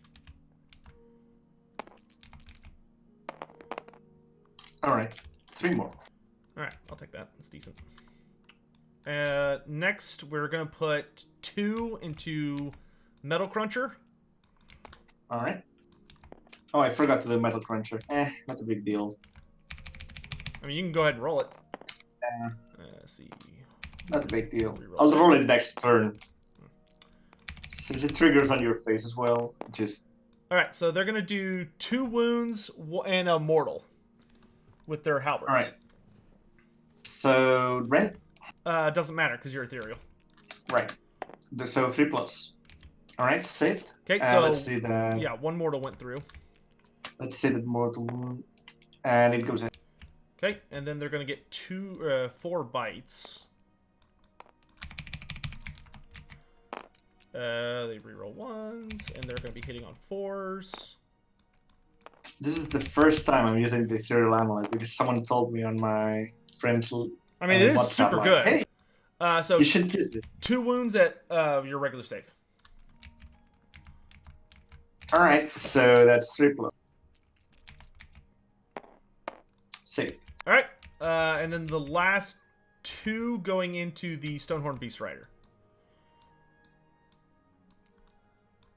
So, their I do halberds. not believe that the handlers impact how the salamander works. No. They're just bodies. Alright, so they're gonna do 3 wounds and a mortal wound to the Stonehorn Beast Rider. Alright, At so... -1. Alright, so 5s. Nothing. Okay, so That- 4 total. I mean, these guys at least Come do on. damage. Ooh, save 3. Jesus. Alright. And then their bites. Reroll 1s. Still misses. Nothing. Alright, and that's it for that unit. Alright. I'm gonna attack with the Stonehorn Beast Riders. I've got to rely on Lord Kroak to, I'm like, gonna just... slam dunk. Yeah, I'm gonna hammer it down on the Sunblood. Okay. So first of all, let me fucked up. check my God, I fucked up. I'm so stupid. stats for the Stormhorn as they are Frustrates me when I do stupid shit. I shouldn't have So first are going to be the punches and kicks. Those are unaffected by wounds. I should just not going force. one victory point, and I lost In this case, all because of my support characters. each different unit decides to roll differently, apparently. And one goes in, no rank.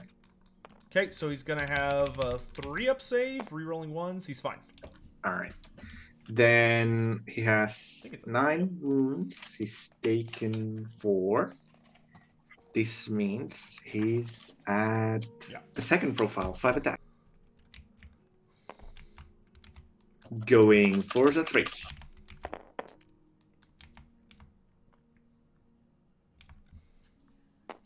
Now 3s. Alright, so only 1 went in. Okay. The Ren -2. So it's gonna be a 5-up. Saved it. Ooh. Yeah, now, if he could survive this, we'll actually be in an okay spot. That is 6 attacks. Fuck me, dude. This is so bullshit. Going. 3s. He misses half of them at least. But these still do a lot of damage. Alright, so 2, Ren -1. Okay, so I'm at a 4-up, rerolling ones. 1 goes through. Damage 1d3. Okay. Anything but a 3, please. Fucking Christ. 3 damage. Okay, so I need to make at least... or wait, no. I don't roll that many dice. Because it goes down by 1 for Coalesced. I need to make at least 1 6-up. I want to say to Phoenix that's been on the chat. He's also gotten very unlucky with the round thing. Otherwise, my Stormhorns would have arrived degraded already. And the double turn is always a game winner. All right. Oh, so I got a little goofed by the round thing. So the Sunblood has 1 wound left. He actually somehow survived. Ah, perfect. All right, I cannot do more. Your turn. Okay. Let's do the Kroak scores. So they're all gonna pile in. And we're all going to swing at the Huskard on Stonehorn Old Granite Tooth. All right. So they get 4 attacks each, because I got rid of that stupid Moonhammer, because the amount of times that would come in handy is far outweighed by the amount of times it would not. Because it only has a 2-inch range. If it had a 3-inch range, I think it would be worth it, but it's a 2-inch range, and Kroak scores you really don't want on the front line anyway. So, yeah. They do have a skink character nearby, so they're going to be hitting on 3s, and they reroll 1s because of all-out attack. Ooh. Yeah, that's good. Ooh. So everything hits, and then they wound on 3, or they wound on, 3s, because they don't get the buff because they're not Saurus. Ooh. Alright, so that's going to be 9 wounds at -1 rend. Alright, so 5s. And these are 2 damage. 1, 2, 3, 4, 5, 10 Philippines. Ooh, this is gonna be tough. You need 1 more. Alright, so hoping that I survive. Yep. Doesn't look like it. Alright, well that's good at least. So we cut down 1 of them.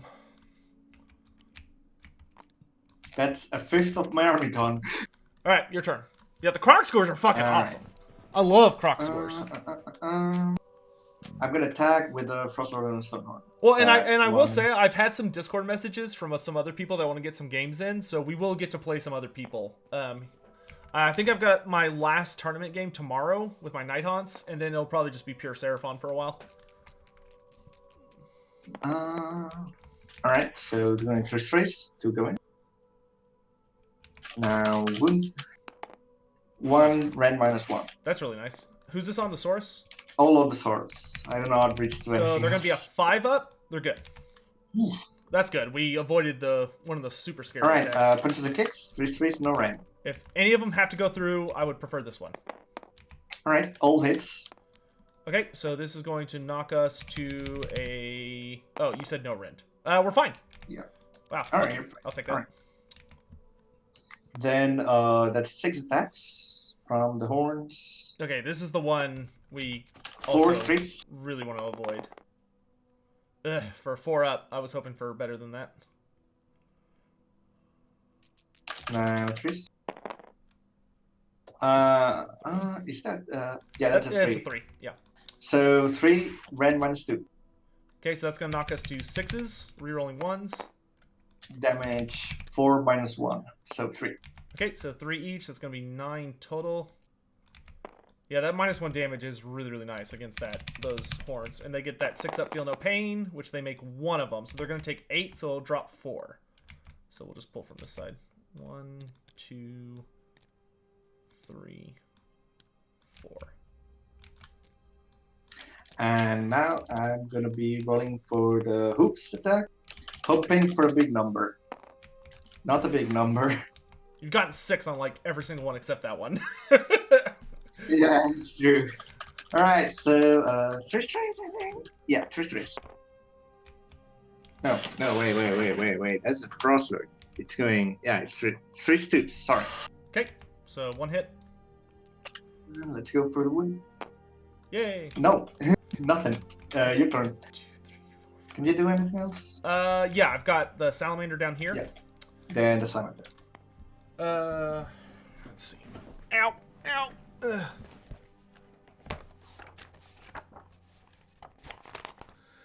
Okay, so he's gonna have 4 burning jaws because coalesced, and he hits on 3s, wounds on 3s, and if he rolls a 6 to hit, he does mortals.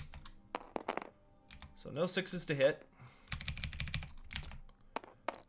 He does 1 wound at -2 rend. 5s. Damage. D3. 2. All right. I don't understand why the salamanders have such a high combat profile. Save 1. Okay. All right. I think everyone else is Yeah, I think more than... I cannot do anything else. Yeah, so that's it. All right, so for Battle Shock, I do need to check for my Saurus Guard. They lost 1, 2, 3, 4, 5, 6, 7 guys. And they have a bravery of 8. So anything higher than a 1, and I lose a couple models. Ugh. Alright, so I'm going to lose 5 of them. Oh, no. So let's go 2. Yeah, I should have saved a command point. Oops, not you. 3, 4, and 5. Alright, I'm gonna brace for impact on your turn. These guys... Oh, I forgot to swing with these guys. Oh, then swing for me. Alright, so let's do pile in 3, pile in 3, pile in, and pile in. Okay. I'm still very fresh. This period of inactivity is just being... Oh, yeah, I'm sure. 1, 2, 3, 4, 5, 6, 7. So that's going to be 15 attacks. 2, 4, 6, 8, 10, 12, 14, 15. They're going to need 3s to hit, and they do have all out attacks, so rerolling 1s.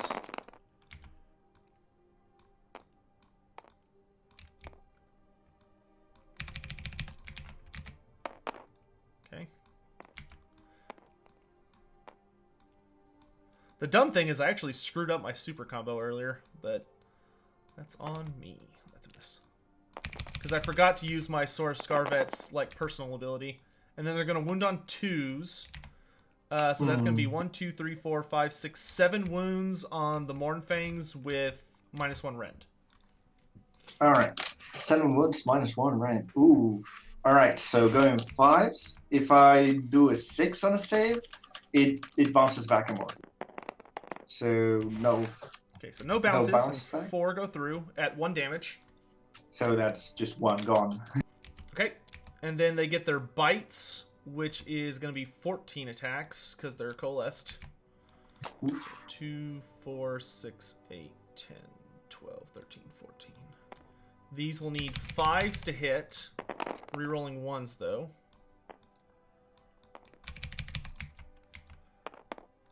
Yeah, pretty good.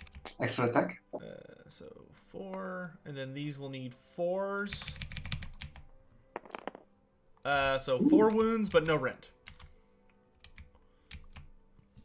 Alright, so 4s, same thing as before. 3 bounce back. And no damage. Great. So I'm going to lose a Saurus Guard, and 1's going to take a wound. Jesus. All the bad luck of the last game just coming back. Yep, and then I do need to Battle Shock test them. They're fine. They needed anything less than a 5. Perfect. Alright, so these guys are all gone.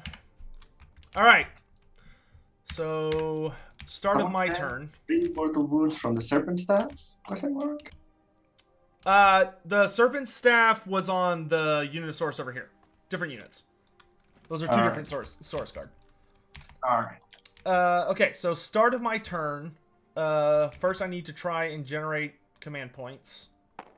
So I'm going to roll 4. So I get 1 for free. These 4 need 4-ups. Not a single one. And then 5. Okay, we got 1. So 2 command points to try and turn things around. Alright, so magic. Lord Kroak is just going to cast Celestial Deliverance 3 times. So the first time... Let's see. Okay.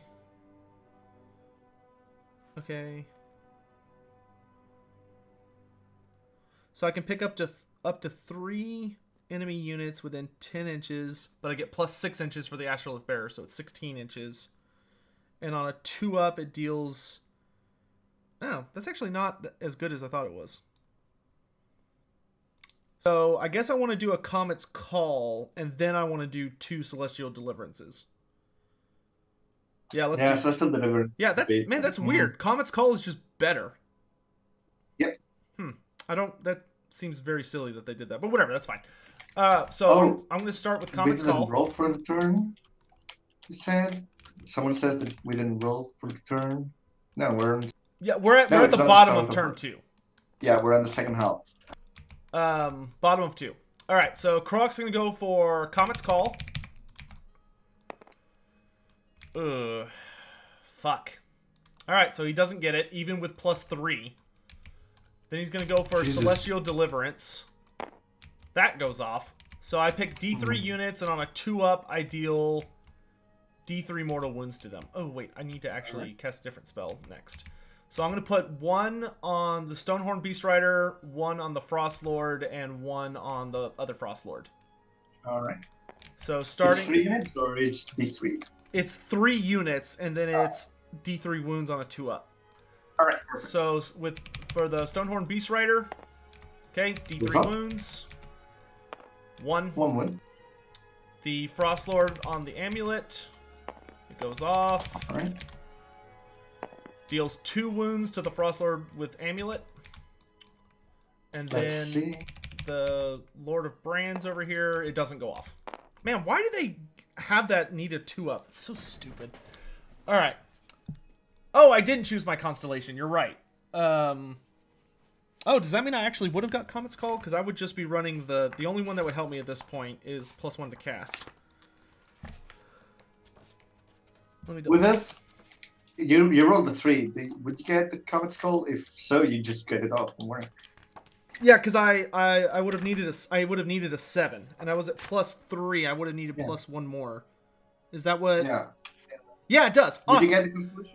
Yes. You would get it. Okay. Yeah, but it's only the baby version, so it hits D3. That one hits D3 units. How many on the other Nothing. Frost Lord? I did not get any on the Frost Lord. The other one. All right, so I'm gonna get 2 peoples with the comet. Thank you, chat. I'm gonna get 2 people with the comet. Let's hit the Stonehorn again, and let's hit. I guess we'll hit Ethereal Boy again. So the Stonehorn, 2 mortal wounds. Wait a moment. Alright, keep And going. the ethereal guy, 2 mortal wounds. These are all gone. Alright. And one save. Okay, and then for Kroak's last spell, I'm actually going to cast something different. He's going to cast... I'm going to cast Mystical Unforging on the Stonehorn with Ethereal Amulet. If this goes off, I'll deal D3 mortal wounds to him, and on a 5-up, the Ethereal Amulet is destroyed. Oh. So it needs a 7 to go off. Goes off. Go. And it does D3 mortal wounds. Wrong. 1 Yes! mortal wound. And then on a 5-up, I destroy the amulet. Please do not. Please do not. Yeah! No! So the ethereal amulet's gone. Best Slon spell in the game. Right there. Alright, so that's all 3 of Kroak's spells. For the Skink Starseer, I'm going to cast minus... How far away are the Kroxigors? Okay, they're not in combat, so they can charge. I'm going to cast -1 save on the Frostlord on Stonehorn with Metal Cruncher. Alright. Goes off, Goes so off. he has -1 save until my next hero phase. Let me find the token for that. And then the Skink Star Priest is going to cast -1 to hit on the... Let's cast it on the Mournfang pack. Alright. That will go off. So they're at -1 to hit. Okay. Other stuff in the hero phase with 2 command points. I don't think any of the command point stuff I want to use will happen until later. What can my skinks do? Okay, for the Serpent Staff,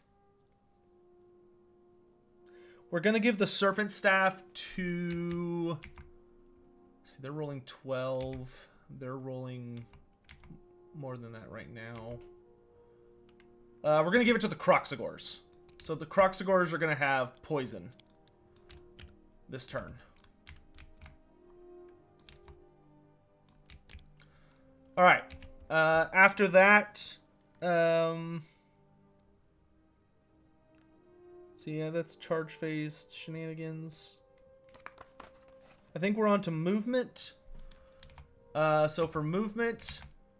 oh, I guess I could do that.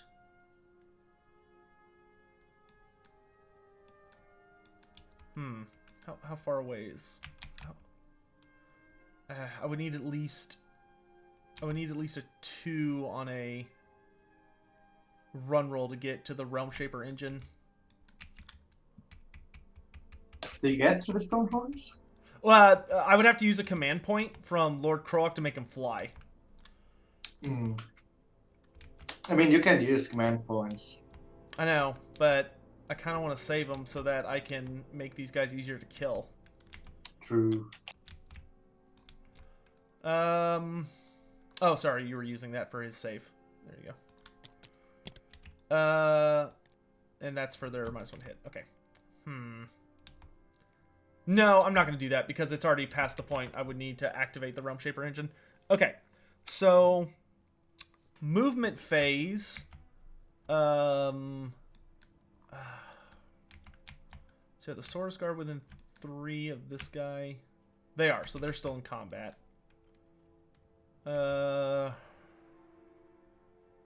Salamander can't shoot if he retreats, so he's just gonna sit there and take it.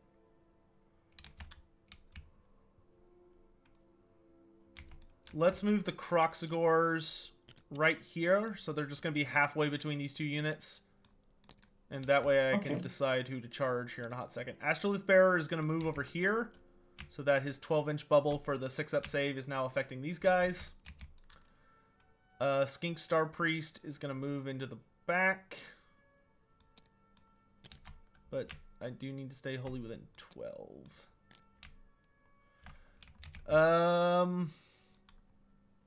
think that's pretty much it until shooting. I can't really hide anybody anywhere else. Where's Lord Kroak?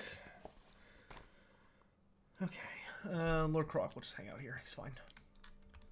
So, shooting. I'm going to start with the Salamander shooting at the Frost Lord because he's the closest target, so he has to shoot him.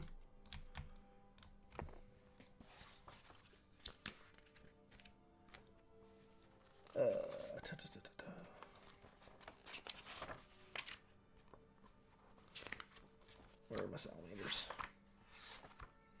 There we go. So they get 4 attacks with their streams of fire.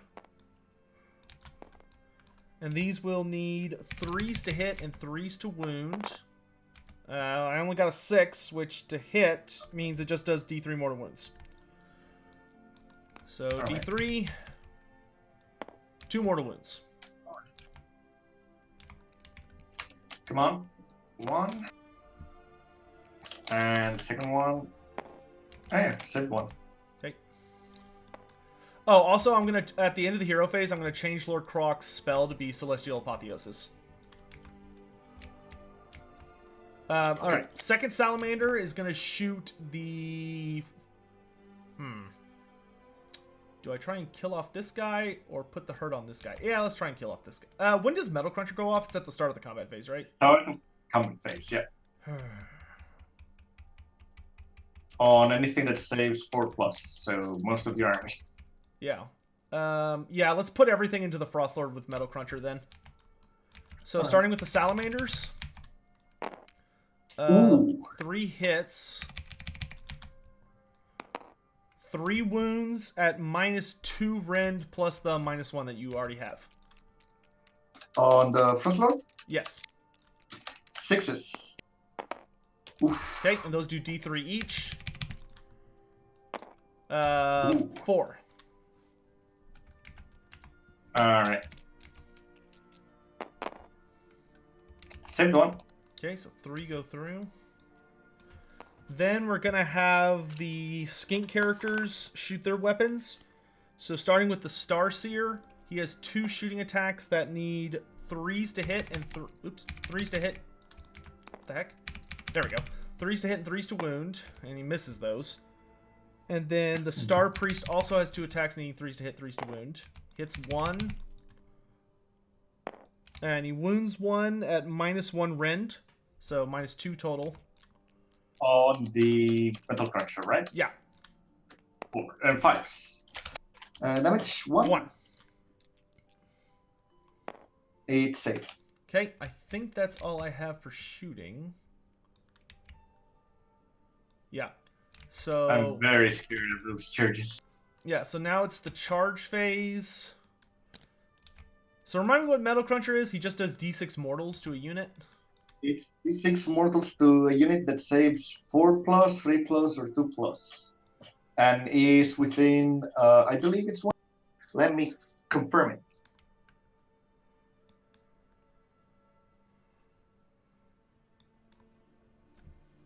How many wounds do my Kroak scores have? Because I really want to kill that guy. It's on 3 inches or less. So I reached to the Saurus, but not the Croxigorus. Right? Yeah, so anyone you're in combat with. Yep. Yeah, we really need to kill him though. I don't think my Croxigors are going to be able to kill the Black Clatterhorn dude. So I really feel like I need to focus everything on the Metal Cruncher. Yeah, so the Croxigors are going to go in on Metal Cruncher. And the Skink Starseer is going to buff their charge so that they roll 3d6 instead of 2d6. Yeah, they make that. Alright. This is actually going to be pretty intense. Yeah, because I need to just go all in on him and try and bring him down. And I'm also going to charge the Salamander. Does it reach? Yeah, it reaches. Yeah. But, yeah, it does. We're just going all in on him. Try and drag his ass down. Real ape energy. All right, and that'll be it for the charge phase.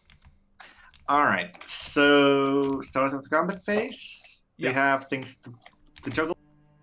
Yeah, so I'm going to use one command point to make the Mournfang one easier to wound from my Saurus Guard.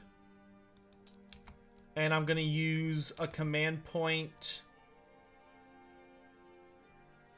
for all-out attack on the Kroxigors. And that's it. I'm out of command points. You cannot save it with the Sunblood?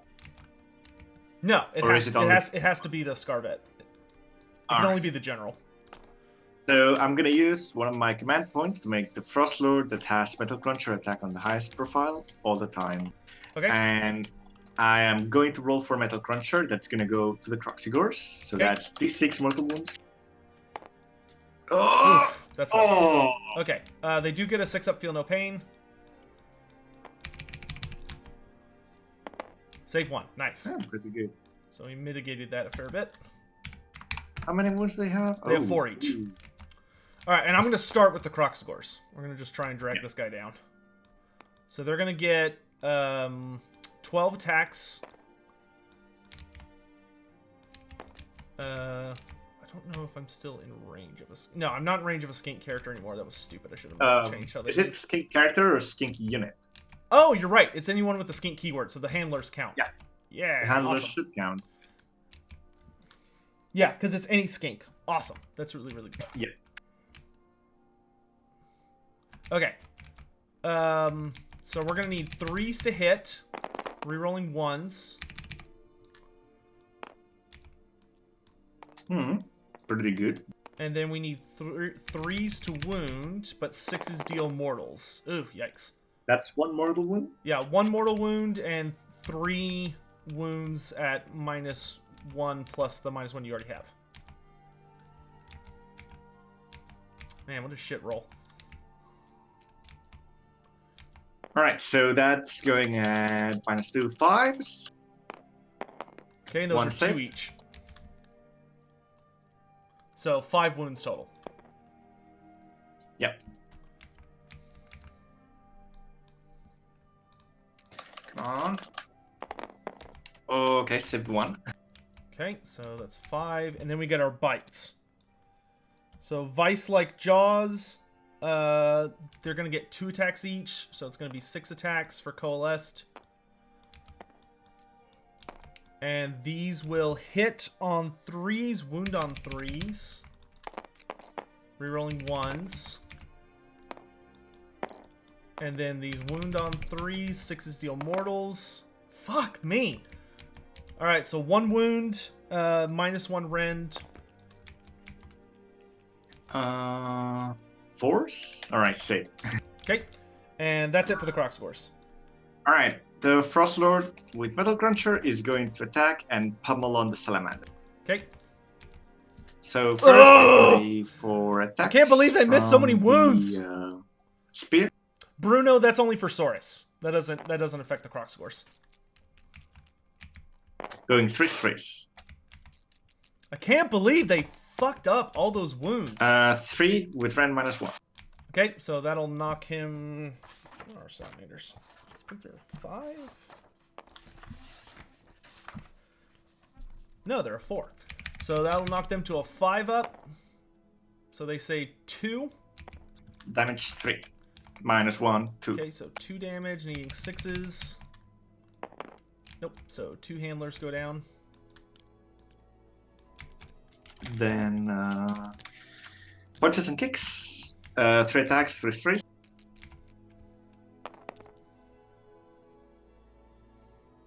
No, the 6s to hit would not be mortals. That's only for to wound, for poisons.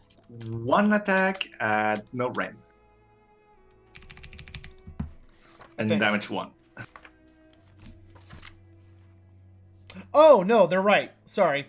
So I did deal 1 mortal with my Jaws to the Frost Lord. Alright, so I'm just going to quickly roll the dice. For Vice-like Jaws. Yep. Alright, so Alright, 1 more wound. Alright, and your punch and kick went through, so it's 1 damage. Yep. 6 up. No, last handler's dead. All right. Now it's time for the Stonehorn to attack.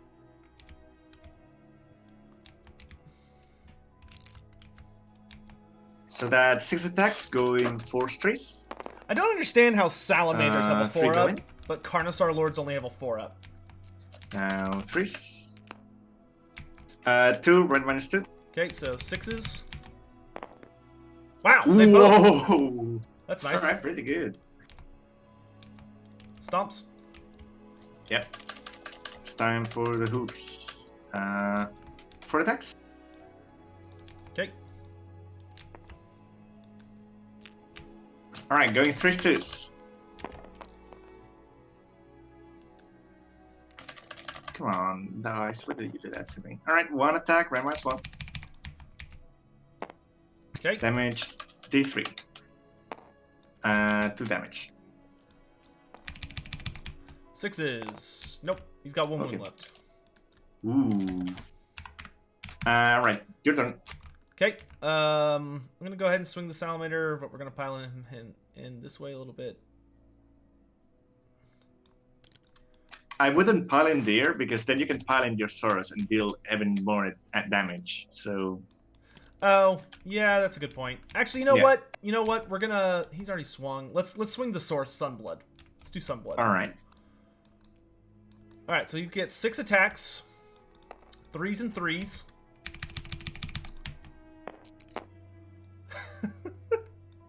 I don't. Oh God. I don't. Ugh. Okay. Oh God. He did roll a 6 though, so sorry. He gets an extra attack. Let me double check when the eviscerating blade goes off.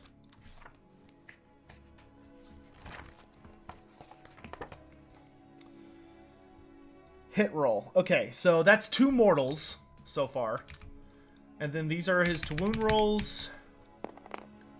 So he does 2 wounds at -1 rend and 2 mortals. All right. So 2 wounds and -1 rend on the normal. Fucking obnoxious. It's gonna be 5. So she saves 1 damage. That's 1 damage.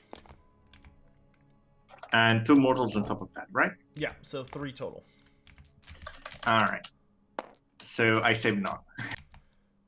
According to lore, which faction gives Lizardman the most trouble? Demons. Or Chaos. They're like ultimate enemies. And then his bites. So he gets 2 bites. 1 hits. And he has 6. And nothing. All right. I'm gonna activate my Morfangs. Okay. So they have Cullen Clubs. So again, let's see. Ugh, that's enraging. I could try and kill him with the salamander. So that is 9 attacks going. Because I'm not going to be able to kill this one down here. No, 3. And I'd rather kill that one and save the Sunblood if I can.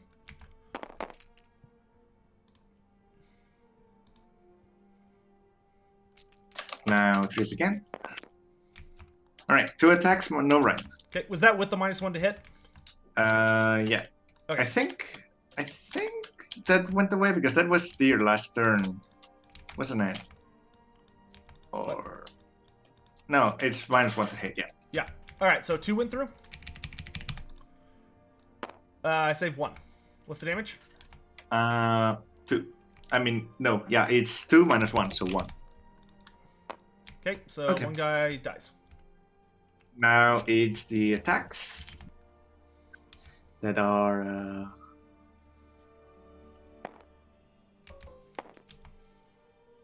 All right, so this dice going 4 threes, -1 to hit, so 5 threes. 3 go in. No, 4 go in. 4. Okay. Yeah.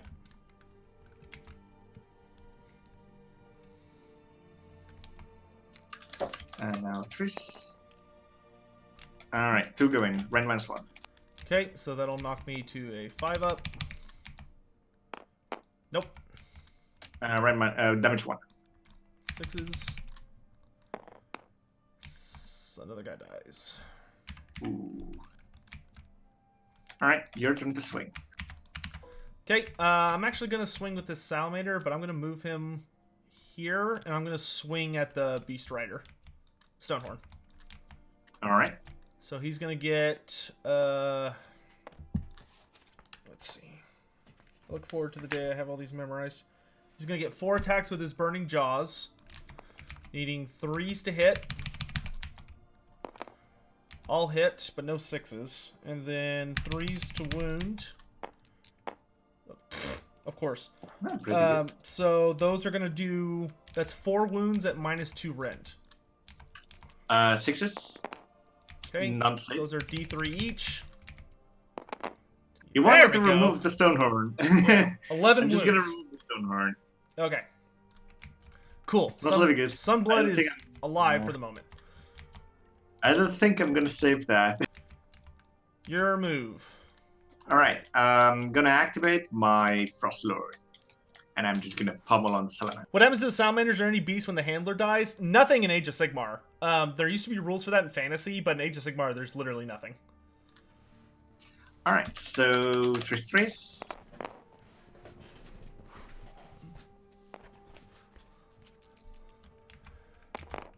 3 -1. Right. Okay. Who's this on? On the Salamander. Okay, Because I'm attacking so with a he Frost needs 5s. He fails 2. Alright, damage is 3 -1, 2. Okay, so 4, needing 6s. Now he's gone. Good. That's the end of my combat phase. Okay, Source Guard. Pile in. They've got 2 attacks each with their... Wait, do I still have the character? I do. Okay, so 5 attacks. These will need 3s to hit. 2 hit. And then 3s to wound. 2 wounds at -1 rend. Plus the -1 from the spell. 5s. Alright, hit 1 damage. 1 damage. Come on. It's okay. It goes in. Okay, and then they get 2 bites each.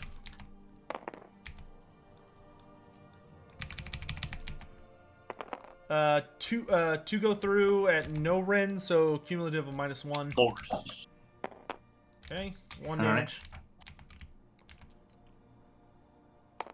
Okay, so he's left with 1 wound. Ugh. Okay, and then my Source Guard on the Mornfang. Alright. So there are 4 left, so that's going to be 9 attacks because of the champion. 2, 4, 6, 8, 9. These need 3s to hit. And then 2s to wound. So that's 7 wounds at -1 rend.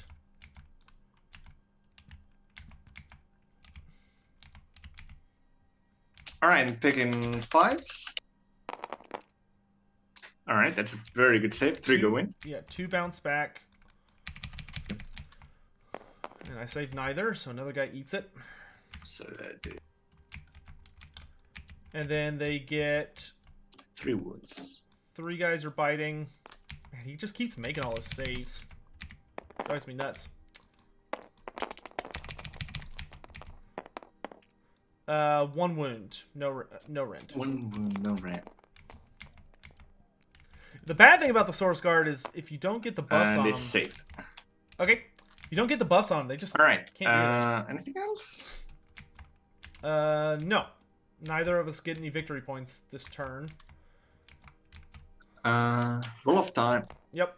Hopefully I can get a double turn here. 2. Oh. I have yet to win priority in like a single game that I've played in the last 3 weeks. Jesus. Alright, it's your turn. I mean, you're streaming, so I don't mind if you take this turn. No, you're fine. Because- Go ahead. Alright. Then I'm gonna just... I kind of want to see how survivable Lord Kroak is, because he's got some whack rules for survivability, and I kind of want to see it in practice.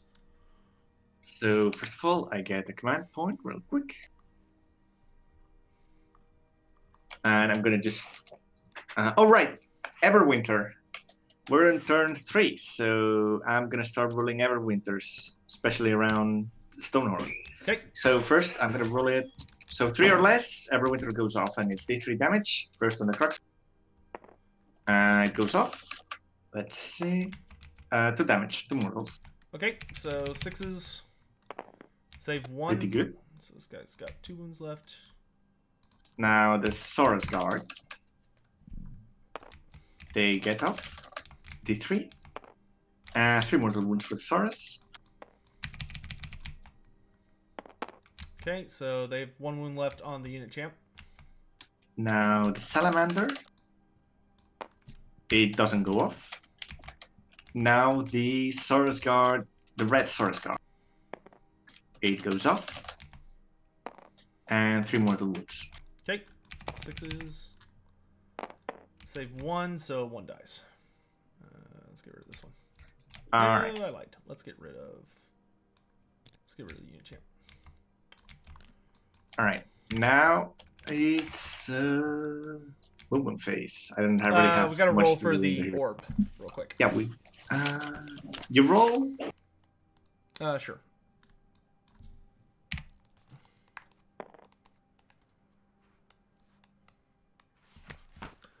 So I got a 6, so it goes back to center. Yep.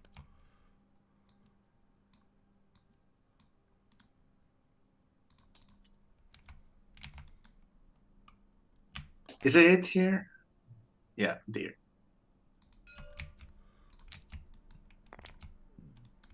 Alright. Well, that could actually be really good for me. So let's start moving. I mean, he could probably take it, but I'll probably be able to take it back. Though I guess he could just go all in on my Kroak scores. But I'm curious if he's gonna just let Lord Kroak do what he wants. I'm moving them 1 inch less because they go around the building. Okay. Because he can't afford to leave Lord Kroak And alive. I'm gonna put the Frost Lord on charge range for Lord Kroak. Okay. And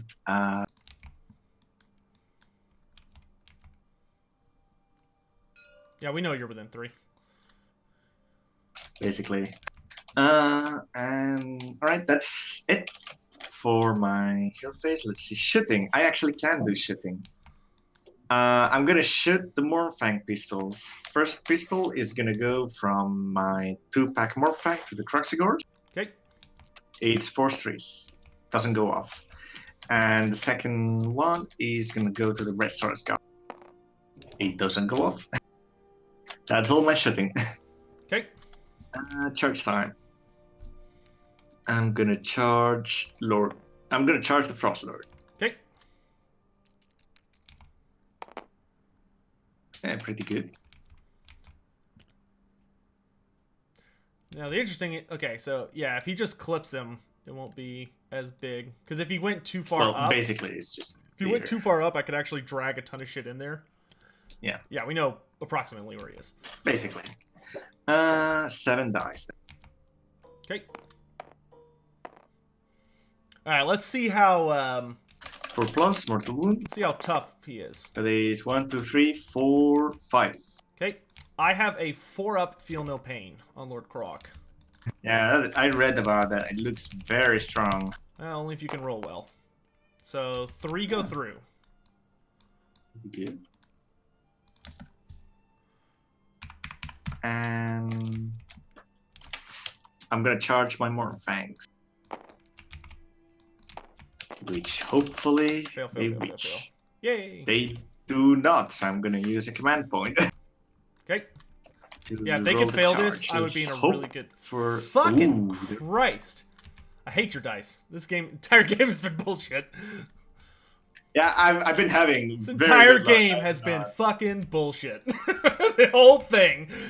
Yeah.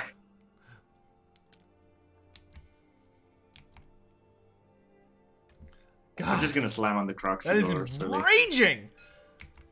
There's no way that charge should have gone off.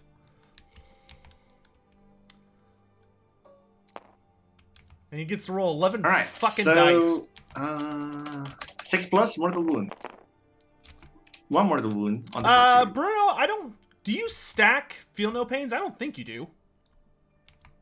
Yes, if they come from different rules. Oh, well, in that Basically- case, I get a 6-up from my Astrolith Bear. Hey! Kroak only took one. Wow, Kroak's gonna be tanky as shit. This should be interesting. Yeah. Basically, fill the paints work if you have different rules. You do the fill the paint, then another fill the paint, then as many fill the paints as rules are stacked on top of it. That is absurd. But you cannot benefit from the same one twice. How many wins on the Kroak scores? 1. Okay. He's got 1 win left on the top one. All right. And he's had just the right amount of command points this entire game. Yes, you do. You take the different rules from different fill the paints as long as they come from different names. Yeah, that is correct. I had to think about it for a second, but that is correct. Because it makes there's a really cheesy as shit Skaven build where they can get like a 5-up and a 5-up or some crap on a Vermin Lord. Yes, it's insane. Alright, start of the combat phase. I'm gonna use a command point to make the Frost Lord that has 1 wound attack on the highest profile. Okay. And Metal Cruncher time on the Cruxigors. God, I really needed to fucking kill him last turn. Oh, 1 wound. Okay, 6-up. Nope, so this Cruxigor does die. Oh, beautiful. Simply beautiful. Alright. Attacking first. I'm gonna start attacking with the Frostlord Stonehorn that has 1 wound. The fact that that bastard survived with 1 fucking wound drives me crazy. Pummeling everything on the Cruxy. I should have just put everything in him. Except, I think the hoops will go on the Salamander. Yeah, the hoops will go on Salamander. Everything else will go on the Cruxigors. Okay. So for the eyes, going 3/3s.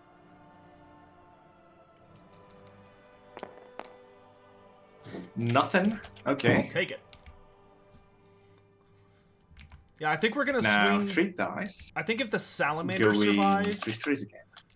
we'll swing at the. If the Salamander Whatever, survives, I just think we'll 2 swing go at in. the. 1, no Ren. What's the damage? 1. Okay, I take a wound. Then it's 6 horns.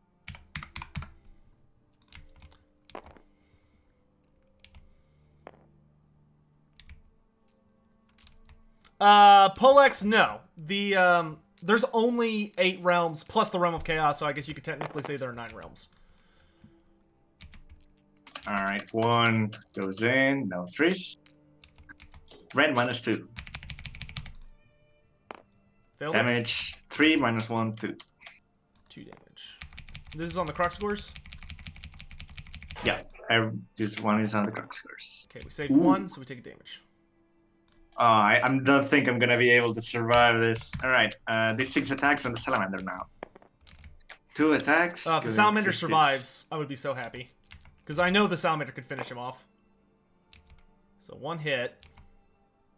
Now 2s. Right, Ren -1. Okay. D3 damage. Come on, come on. 2 damage. -1, 1. Okay, so I need a 6. Yes! Salamander's dead. Yes! Ugh, that complicates things. Alright, your turn. Alright, I'm gonna swing at the Crocs. Alright. Ooh, jeez. We're gonna put 1 whole Cruxigor into the Frostlord and 1 whole Cruxigor into the Mournfangs. Okay. So 4 attacks on the Frostlord, needing 3s. Oh no, we need 4s now because we actually lost that Salamander. Okay, so that's going to be 2 hits, and then we need 3s. Fuck.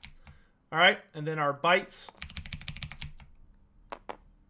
Where are Cruxigors? So 1 hit. 6, 6, 6, 6, 6. Nothing. Fucking whiffed. Alright. And then against the Stonehorn, or the Mournfang Riders. All but 1 hit. Don't your 6s explode? Not on hits, but they do on wounds. So that's going to be 2 mortals and then 3 wounds at -1 rend on the Mornfangs. I got greedy. I Alright, should so just going fucking... 5s. Okay. And those are Damage. 2 each.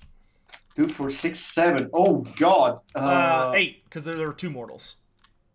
Right. Alright, I'm just gonna remove the unit. Awesome. Okay. Well, good job, Kroak on that part at least.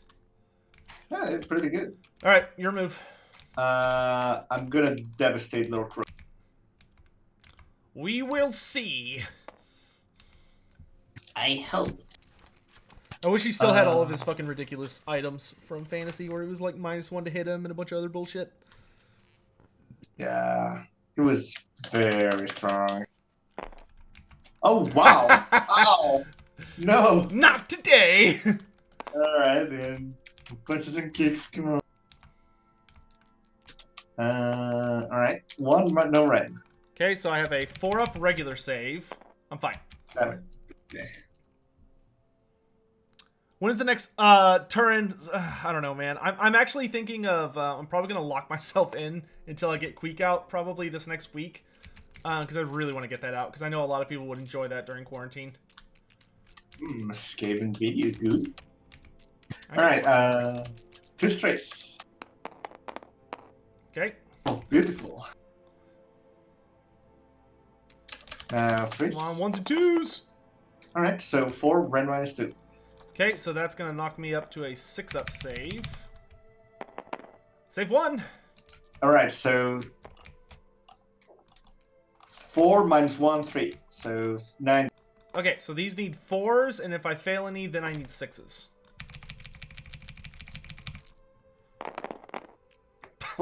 Wow. Wow. Ow! Look at that. I have never rolled this bad. Well, that's not true. I can think of a game where I've actually rolled this bad. Okay, so that's 1, 2, 3, 4, 5, 6, 7. So he's just dead. Because I failed every single fucking 4-up in the game. In all fairness, this one Frostlord is my like hero hunter Frostlord, so That has nothing to do with what just happened. That has nothing to do with what just happened. But he deals fuck tons of damage. There is no way Kroak should have died to that statistically. Statistically, he was 100% fucking safe. Yeah, it was a very, very bad luck. On anyway, it's my turn to swing. My bad. I'm going to swing my Saurus Guard on the flank.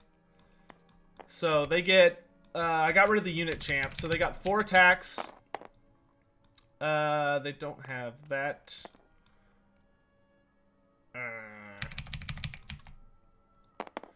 2 wounds at -1 rend. Alright, on the more fangs over there. So that is 5s.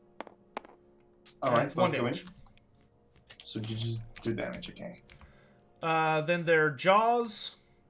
Gonna be 4 attacks. 1 hit. I think that's 1 wound, maybe. No. Wait. No. Okay. So that's it for them. Alright. So who's winning on objectives? Currently, he's winning. He has 3 points. I have 1. Having some trouble on the voice side of things. So it's Mornfangs are all you've got left, I think. Yeah. I'm gonna do the quickly just roll the Mornfang attacks. This is gonna be 6 attacks from the coin clubs. Okay, remember you're at -1 to hit. Yeah, then 4s. Oh, okay. I did do 1 wound with my bites because I was trying to remember what this was for, and it was the +1 to wound. So you did take 1 bite wound. Alright, so just it's a regular save. 4+. And it's safe. Okay, and it bounces. So you have 3. No, wait. Do I have to? I have to roll. 2 attacks. Rend minus. No rend. Oh, 2. Saved 1. Also, I need to roll a 6. 2 minus 1. Okay, so 2 -1 goes down to 1 -1, or 1 wound. So it's gonna kill a guy. Alright. And now it's The monsters. yeah, it's just 2 more attacks from the monsters that are going 4 threes. Well, 5 threes because of the -1 to hit. Alright, so 1 goes in. Okay. I need this guy to hold Well, this unit in place. Nothing. Okay. That turn? -1 to hit. Yep, your turn. Yeah, that That minus one -1 to hit. hit. Just Okay, 3 Great. attacks from the champion into the Frost Lord. Okay, he hits with 1. will the Frost Lord go down? 1 wound at -2 rend total. Oop. I can't believe Kroak died to that. It's so embarrassing. Alright, I'm praying. I'm praying for this one. Going 5+. Alright, damage 1.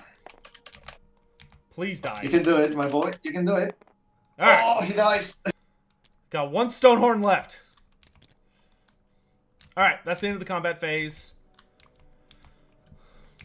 Alright. None of my guys lost enough for a bravery check, and your Mournfangs are like bravery 8 or some bullshit right now. So they're fine. They're bravery 8, so Should definitely be a low bravery faction. Alright, so my turn. Yep. Start of the turn. 1 dice. On a 4-up, I get a command point. Nope. And on a 5-up, I get a command point. Nope. So I just get the basic one. Oh. Also, I took the objective. Yeah, you did. I have a Kroak sword within 6, so that gives me 3 objective points. Oh, wait. That's at the end of my turn. I should do my turn first. Yeah. But that's good to know. Alright, so these are all gone. Okay, so first thing I'm going to do... Skink Star Priest during the hero phase is going to give the Kroak scores poison. Oop. Then my Star Seer is going to cast the -1 save spell on the Frost Lord on Stonehorn. Goes off. Alright. And then the Star Priest is going to try and give him -1 to hit. Plus... Let me see what that needs. I think that needs like a... The only bad thing about the skinks, they have good spells, but I think their spells are pretty expensive. See, that one needs a 6. So... He has +1 from the bearer. And I'm not within 3 inches of the terrain, so it does not go off. Oh. Anything else in the hero phase I need to do? I already gave poison. I gave him that debuff, which is better than nothing. Yeah, so movement. I'm going to move the Sword Sunblood over here. That Frost Lord is going nowhere. I'm going to run the Skink Star Priest to try and get him into the Realm Shaper engine. So I just need like a 2. Okay. Goes off. So he's going to garrison this so I can start just shooting lightning bolts at people. Good.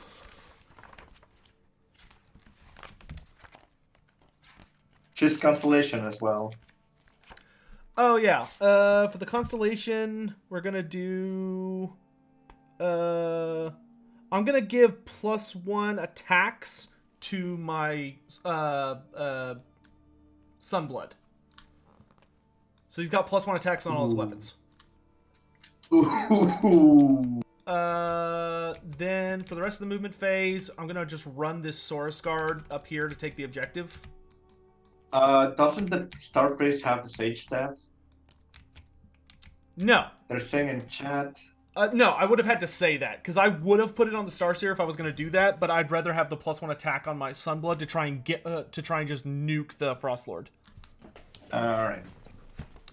I can only have 1 Constellation, guys. And that's more important to me right now. Kroak scores are just going to move up within 3. Astrolith Bearer is just going to kind of hang out. Starseer is going to move back a bit. Shooting phase. I'm going to shoot everything I have at the Frost Lord. So, starting with the Skink Starseer, he needs 3s to hit. Fucking misses everything again. And the Star Priest hits 1. He does 1 wound at -1 rend plus the -1 you already have. 5s. 1 damage. Damage. Save. Okay. Charge phase. He's gonna give the roll 3. The Starseer's gonna give roll 3 dice to charge to the Sunblood. He'll charge. Okay, so he'll make that easy. And then I'm gonna charge the Kroak. Anything they need anything but a 2. Okay. And we actually want them to come over like so, because I need them to be... Actually, I'm going to change my... If it's okay with you, I'm going to change them around like this. That way they're close enough to get the 3s to hit. Yeah, it's good for me. Okay. And I think I activate the Realm Shaper engine in the hero phase, not any other phase.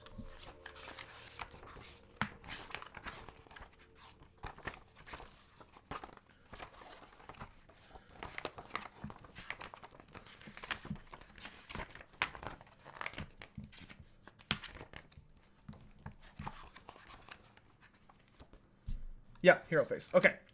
So all that leaves, I guess, is combat. All right, so I cannot use anything on the start of the combat phase. No command points. Okay. My Sunblood will give... Okay, so I could give the Kroxigors reroll 1s to hit, or I could give the Sunblood reroll 1s to hit. You want to dip? But, give them to the Kroxigors because they've been doing amazing this game and they melt through big units. Yeah, that's true. The Sunblood needs to get 6s to do anything. So yeah, we'll give it to the Kroxigors. So they're going to be rerolling 1s. And we're going to start with the Kroxigors.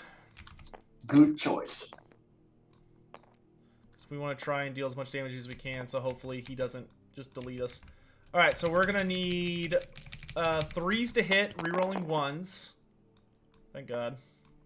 Well, I should wait to say thank God until I reroll them. Okay, thank God. And then we need 3s to wound, and 6s will deal mortals. Or 1 mortal wound. Okay, so 1 mortal wound, and then 5 wounds at a cumulative -2. So 5s. Alright, save 2. That's going to be 7 damage total. That is too many dice. There you go. Come on, come on. Oh. Nice. Saves 1. So we take him down by half. And then we get 4 bites for Coalesced. And these deal mortals on hits and wounds if I roll any 6s. Ooh.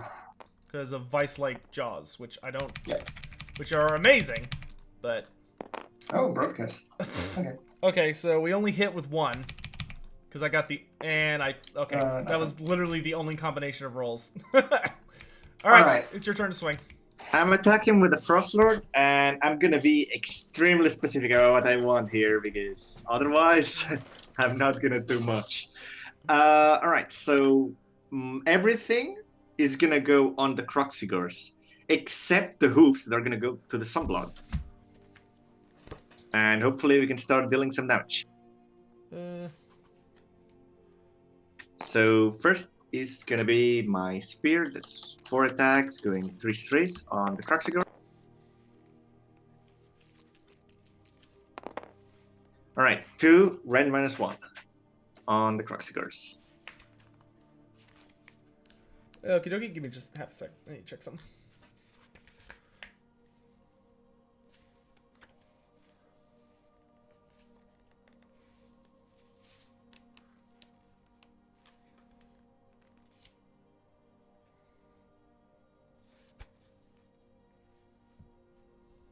Oh, okay. Yeah, they're right. So I can't actually garrison the Star Priest. He can just he just will move close to it this turn. But he can't garrison it until next. Man, that fucking sucks. I hate the garrison rules. They're dumb. All right. Yeah. So how many wounds to the Kroxigors? 3 rend. No, 2 rend -1. Okay, so they're gonna be at a 5-up save. They save 1. Damage 2. Okay, so 6s. Nope. So one of The them. first one that you don't just save a random wound. All right. So the next one is the punches and kicks. So that is just 3. Going 3 strays. I just need to hope the Sunblood survives the stomps. All right, one red, no red. So 4 up, they're fine. All right, now it's the horns. They have taken 8 wounds. Yep. So they are still at the 3rd profile. So that's 4 dice doing 2, 3. Now 3s. 2s to hit is so fucking insane. All right. So 3 attacks, rend -2. Okay, so they're gonna have a 6 up. Nope. Damage is 2 each because of the nerf. Okay, so Just copy. So Yeah, 6. 6. Okay. 6 total. No, he's gone. Oh god. And now the hoops. That's the 6 attacks. Okay. Of course. This is just brutal. 3s, 2s. No, 3s, 3s. Okay. It's gonna be a miracle if I survive this. Oh my god. 4, rend -1. Okay, so I need 4s. All but 1. Damage is the 3, so 2 damage, 1 damage. So I need a 6 to stay alive. Nope. So Oh. Sunblood is dead. Oof. Man, I'm getting like just All right. below what I need every your turn to single swing. time. All right, Saurus so guards. yeah, the only thing I have left is the Source Guard. He needs 3s to hit, 3s to wound, nothing. I am literally. More fact time. I am like 2 milliseconds away from punching the fuck out of my computer. screen. No jaws. Oh yeah, Joss. Yeah. 1 hit. 1 wound. Damage. 1. All right. Ugh. 6 attacks. Going. 3s, 3s. 4s, 3s because of the -1 to. And what sucks is he already has 3. Wait, when does the -1 to hit go away? It's already gone. All right, then I'll just roll 1 more die. So then it's 3s again. All right, 4 red, 4 no red. Okay, he fails 3. And damage 2. Well, 1. Damage 1. Alright, so he's dead. All right. Okay, so end of the turn, I get 3 victory points. And... Yeah, that's let's it. roll off. So roll off. 1. 5. I will There we go. take a double turn, even though I really don't think there's anything I can do at this point. I mean, yeah, you can deny me objectives. Oh, well, it depends on where it goes. A 1. Oh, I think that's actually good for me, because I think it goes way up top. Let's see. Where is it?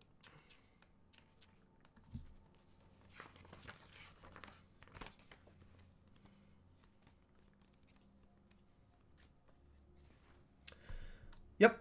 So it's going to go 12 inches from here. Oh, that's bad. Well, I mean, it's almost guaranteed to move back to the center. Well, no, it's a 50-50 chance it'll go back. There's a 50-50 chance it'll go back center or it'll go, like, way down here. I don't think I can really catch up to it, though.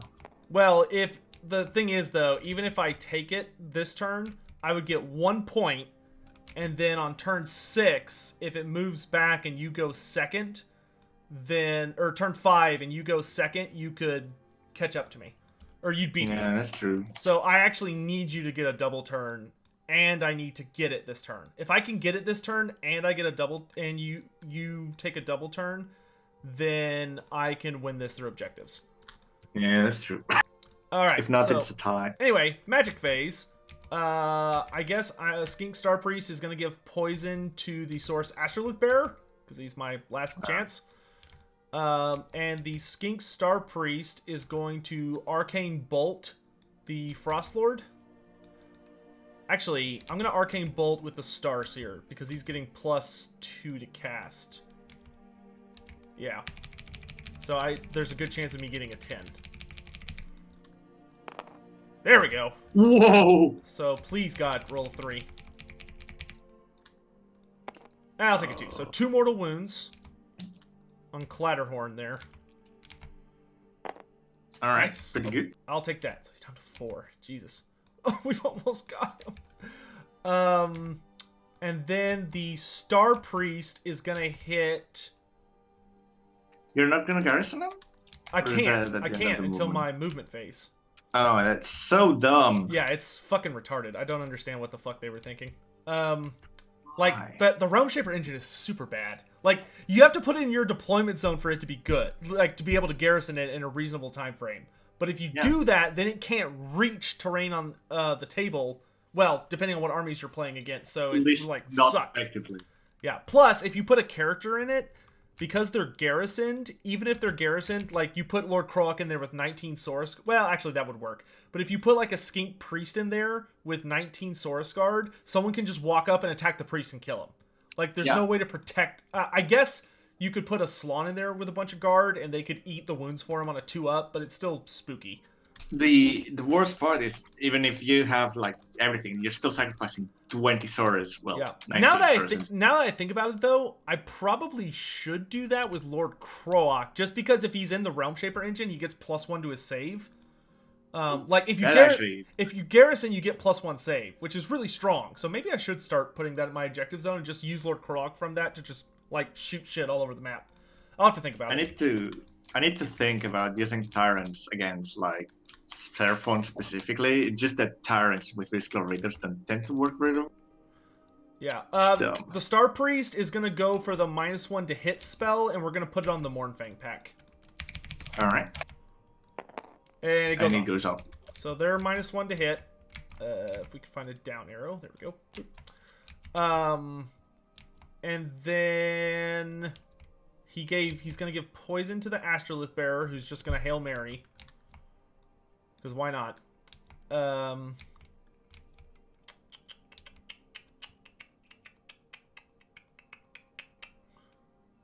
So I guess. Oh, and I got. Oh, my command points. 4 up, I get an additional command point. No, 5 up, I get an additional command point. Yes. There you go. So I have 2 command points right now.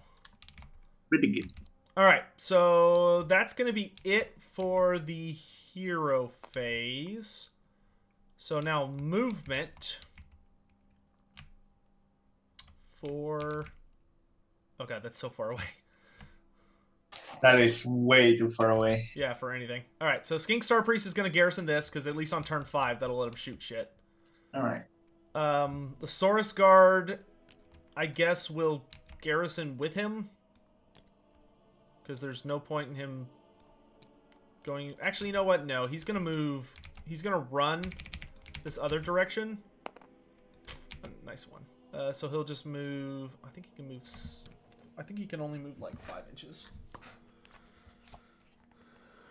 Yeah, so he'll move 6 that way. That way, if it appears here or here, he has a chance to get to it. Astrolith Bearer... what is his combat stats? Because I'm guessing I'm going to have to send him in and just hope for the best. He'll just have to do. He'll move within 3 to try and finish this off.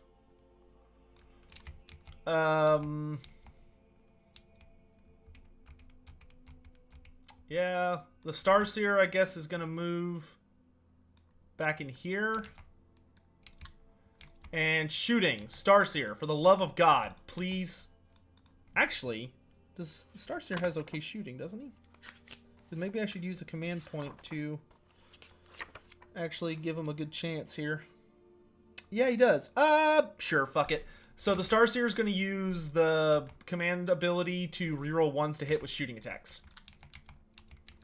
All right. So he needs 3s to hit.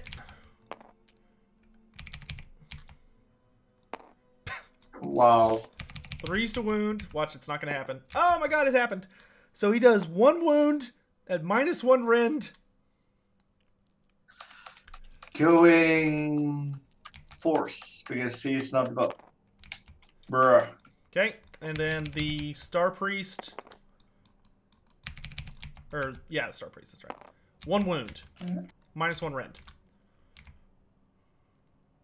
Again, force. Oh. 1 damage. Oh. Come on. Oh! Charge phase. I'll give the Astrolith Bearer 3d6 to charge, so he can't fail. And he's just gonna go in and fight to the death. Come on. Knife only. Yeah, he only has 3 attacks though, so odds of this are not great, but Knife versus rock. Come on, we can do it. alright, so he's gonna all out attack himself. Alright. He needs 3s to hit, rerolling 1s with his war pick. So that's 3 hits, and then he needs 3s to wound with his war pick.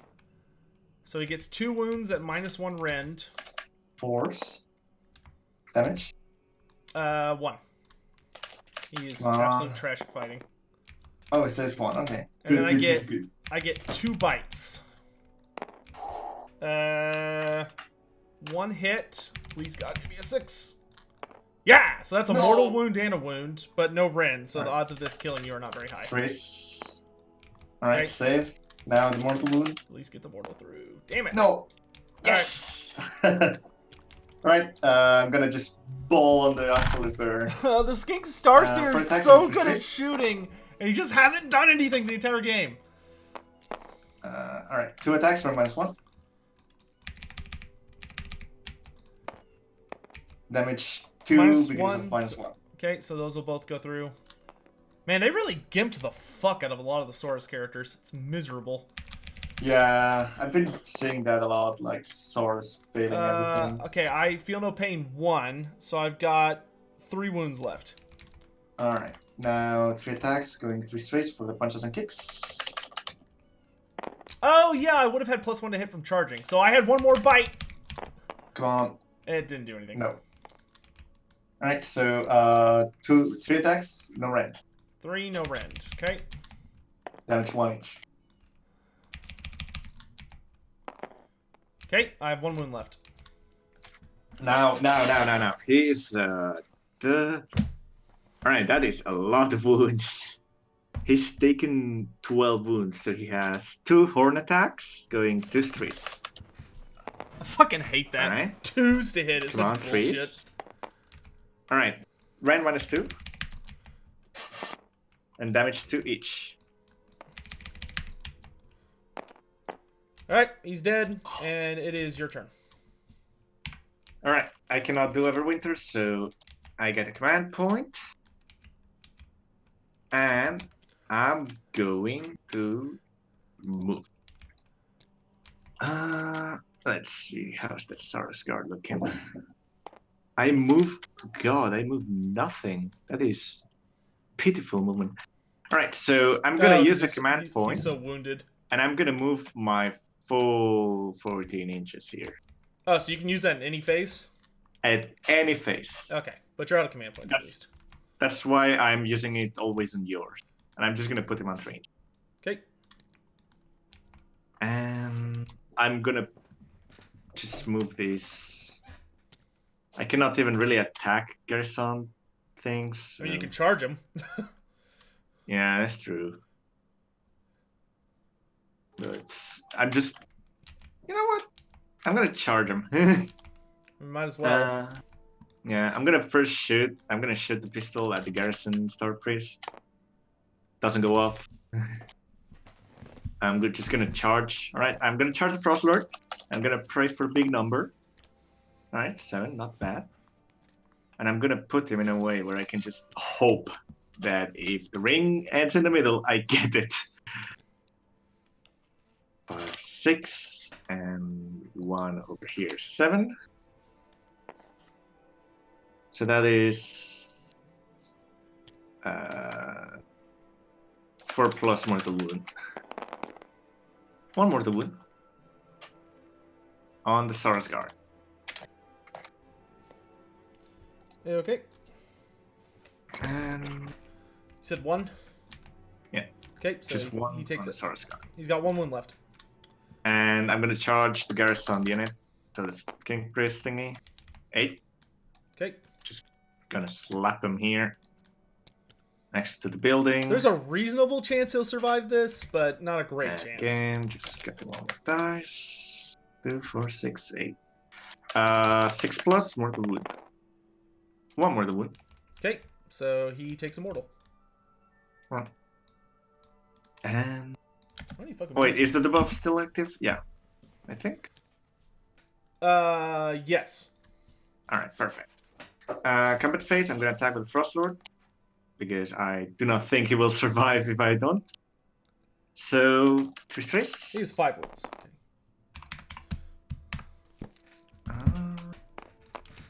All right, 1 minute. Red -1. Okay, so I have a 5-up, or I'm dead. Dead. All right, you're dead. All right, you're Speed Star Priest will swing.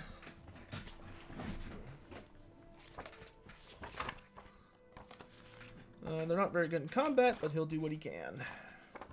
All right, so he has 2 attacks that need 4s to hit and 3s to wound. All right. Hits with both. Pretty good. 1 wound at -1 rend. 5s. 1 wound. Okay. Okay. And because I'm garrisoning, you have an additional -1 to hit me. So you're at -2. All right, so let's see. That is 6 attacks at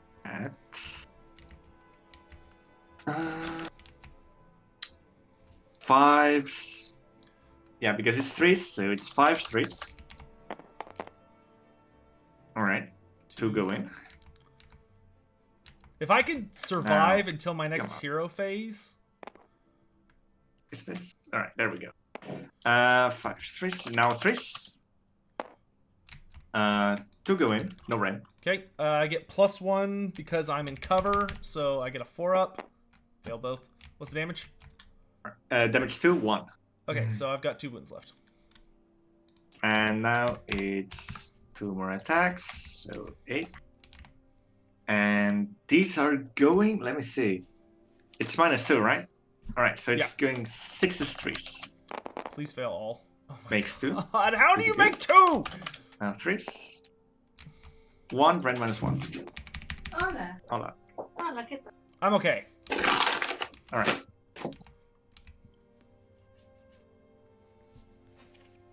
How does this stupid engine work? Do I get to target every terrain piece at least? Sorry, Hat Family. Your turn. You're all good? No, we have to roll off. All right, roll off. So, last turn of the game. Actually, first thing we need to do is see where the thing goes, because that might change what we want to do. A 4? Where does it end? I think that's the super far away one. Let's double check. A 4? Nope, it's back to the center. Oh. Whee! Wee.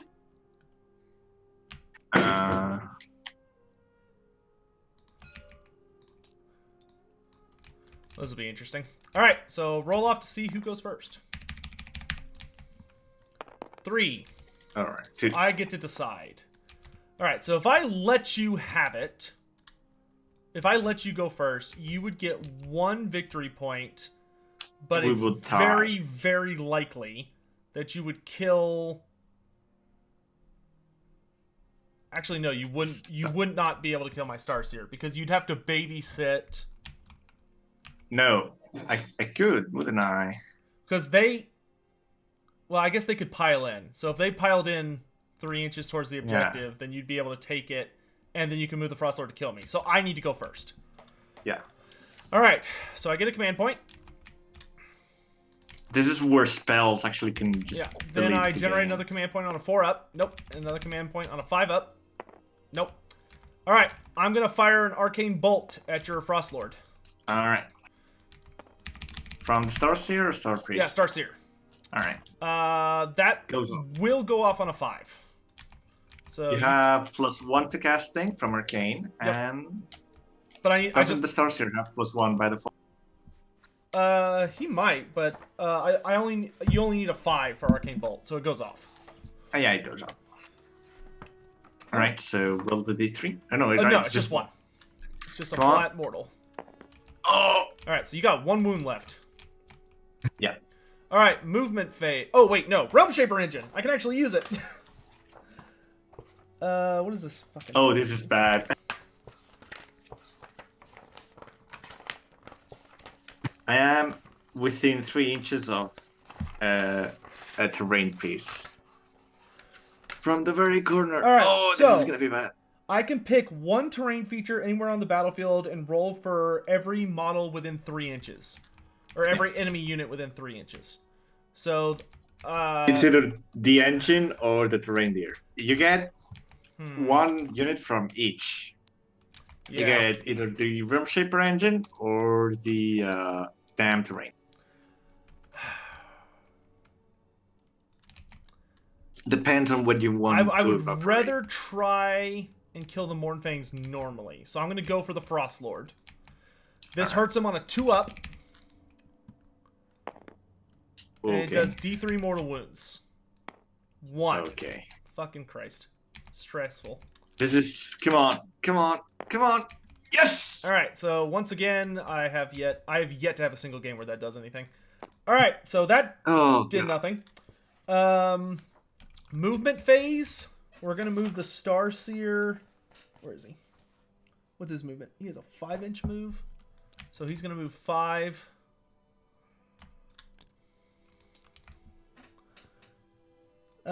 What's his combat stats like? It's acceptable. All right. Oh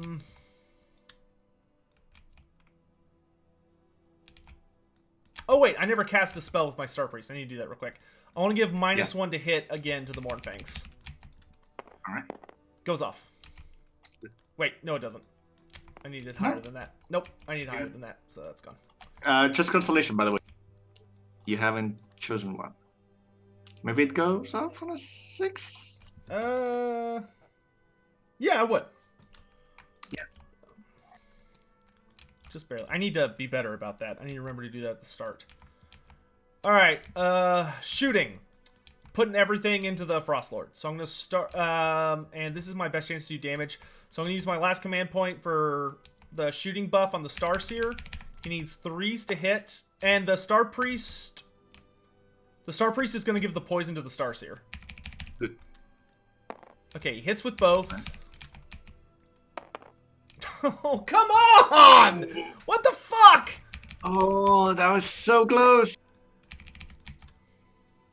1 wound, -1 rend on the Frost Lord. From the Priest. Star... No, from the regular priest. He has to shoot to the Mournfangs, doesn't he? Oh, yeah, you're right. So he shoots 1 wound on the Mournfangs, -1 rend. Alright, go 5s. And they just go in. Alright. Okay, so that's going to kill 1. Well, that's nice, at least. Alright, charge phase. Starseer's going to give himself the 3e6 buff. Come on. Ooh. 8. No. Okay, that'll Yeah, get you me, reached that one. That'll get me to the Mournfangs. So I'm going to move 8. And then maybe I can pile in and hit him. Alright, combat phase. I'm going to start with the Starseer. He's going to pile in 3 inches. Hit him. Yep. And he's going to swing all of his attacks at the Frost Lord. I don't have any command points, so I can't do any further buffs. Did you roll the command points? I hit. Yeah, I did. And I do nothing. I'm so fucking done with this game. Your turn. Just GG it, or do you want to No, like, I'm going to see it through to the end. Alright, let's finish this.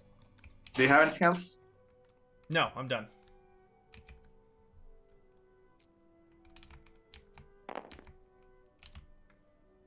I hate Stonehorns so fucking much. Alright, I'm gonna just attack everything from the Frost Lord. Like, just them and slam on Terrorgeist. Terrorgeist and First I'm gonna do Stonehorns chicken. are just toxic as fuck. That's it. Go for attacks, going through I stress. cannot believe how bad my dice were this game. It was just... I'd never seen anything like it. Never. Lord Kroak getting one shot was the biggest bullshit. Alright, 1 I've ever rend seen in minus my 1. life. Damage 2. Fails. 2 with the -1 or without? Yeah, with a -1. Because damage 3 total. Oh, wait. I don't know why I'm rolling that. So I take 2 damage. And now it's 3 attacks. Going 3 so okay, good. Okay, very bad. 1, no rent. Okay, I saved it. Now 2 horn attacks, going 2 3s. Fucking Christ. Alright, 2 rend -2. Okay, I don't get a save. Alright, damage 2 each. Okay. Skink We'll Star just count the Priest. Morphang there. Star Priest, 2 attacks, 4s. Deals 1 wound, -1 rend. Alright, 1 wound, -1 rend. He's going 5. Come on. And we could stop. That's game. yeah, that's game. Alright, good job. God, that was fucking infuriating.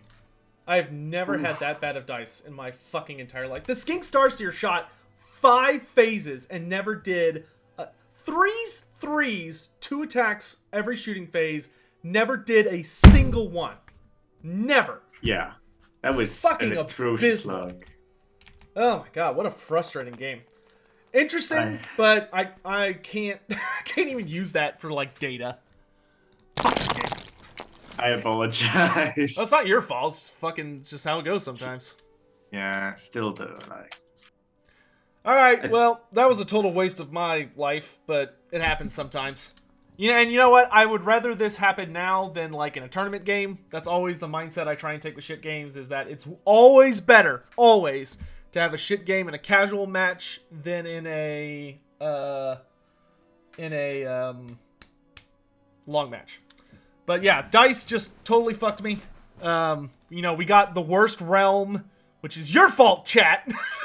It's your fucking fault. Whoever voted for Olgu in chat, let me know who you are, because you're banned. Anyone who voted... Mods, ban anyone that voted for Olgu. Make sure they self-identify. Yeah, because that screwed me, because it made Kroak useless turn 1. Which, like, the best thing about him... I didn't realize how bad Celestial Deliverance is. Like, yeah, why does it need a 2-up to hit? That's so dumb. It just looks good, and it's so bad. It's like, I get the idea, but in execution, it's like, oh no, it's actually useful. It would be acceptable if you removed any one of the parameters. So, like, it has a 10-inch range on all 3 versions. Like, it should go up in range every version. Yeah. That would be fair. Or B, it can only target 3 units in range. It should be able to target every unit in range. Or C, it should just hit, not hit on a 2-up. Yeah, like, hitting on the 2-up is the fact that it's a 10-inch, especially for a spell. Yeah, a 10-inch range, 7 to cast, needing 2-ups to hit on only 3 units, complete bull. Kroak's usefulness is just for summoning list, because he can just stay on the board unless you have something that is specifically made to kill that sort of heroes. Yeah. That being said, now that I think about it, it probably would not be bad. Well, it depends on the objective thing. But I think for most objective play, it might actually be best, like when I start the game, if I know my opponent's playing a aggressive army, like Stonehorns, Flesh Eater Courts, Iron Jaws, or Big Wah, the best thing to do might be to put Lord Kroak and the big unit of Source Guard in the temple and try and like lure people to it, because that would put the Source Guard and Lord Kroak at a 3-up save no matter what, and they'd be -1 to hit no matter what. There's very few units that can actually like break through. Yeah, with the Starseer, I could easily get that unit of Temple Guard down to a 2-up save. Which would actually be really strong. Well, I have a Balewind Vortex. So, okay, here's the thing, guys. I will say, my build is designed so that if I use Celestial Deliverance, I actually have a 22-inch range, not a 10-inch range, because you use Balewind Vortex and the Astrolith Bearer to get an additional 12 inches. But that requires you to get a Balewind, which isn't that hard. But the problem with Balewind is you do need to like make sure that's where you're going to be staying for the most of the game. Which, granted, with Lord Kroak, I guess you could just cast it turn 1 when he's going to be out of range for everything. something that you should have done. You should have put the Palisade immediately on turn 1. Like, just put it down. You know what? between the I honestly totally forgot I had a Palisade. You're right. There was literally that gap there. I could have just thrown the Palisade in that and just been like, GG. You could have blocked 3 of my Stonehorns just by 4 of my Stonehorns just by slapping it. I forgot I even had it. Because originally the only reason I took it was for shooting armies. But now that I think about it, I guess that is actually really, really good to deal with charge armies too. Because, again, charge armies, I've been outplayed just by people putting their endless spell, not for their use, just to put it there and be like, okay, your Stonehorns now have to go through this very thin death gap where I just have all my army waiting for them. Yeah, that would have been smart, but clearly I'm not smart. But I will say, I still feel very strong that the list is really scary, but those dice were just abysmal. Oh my god.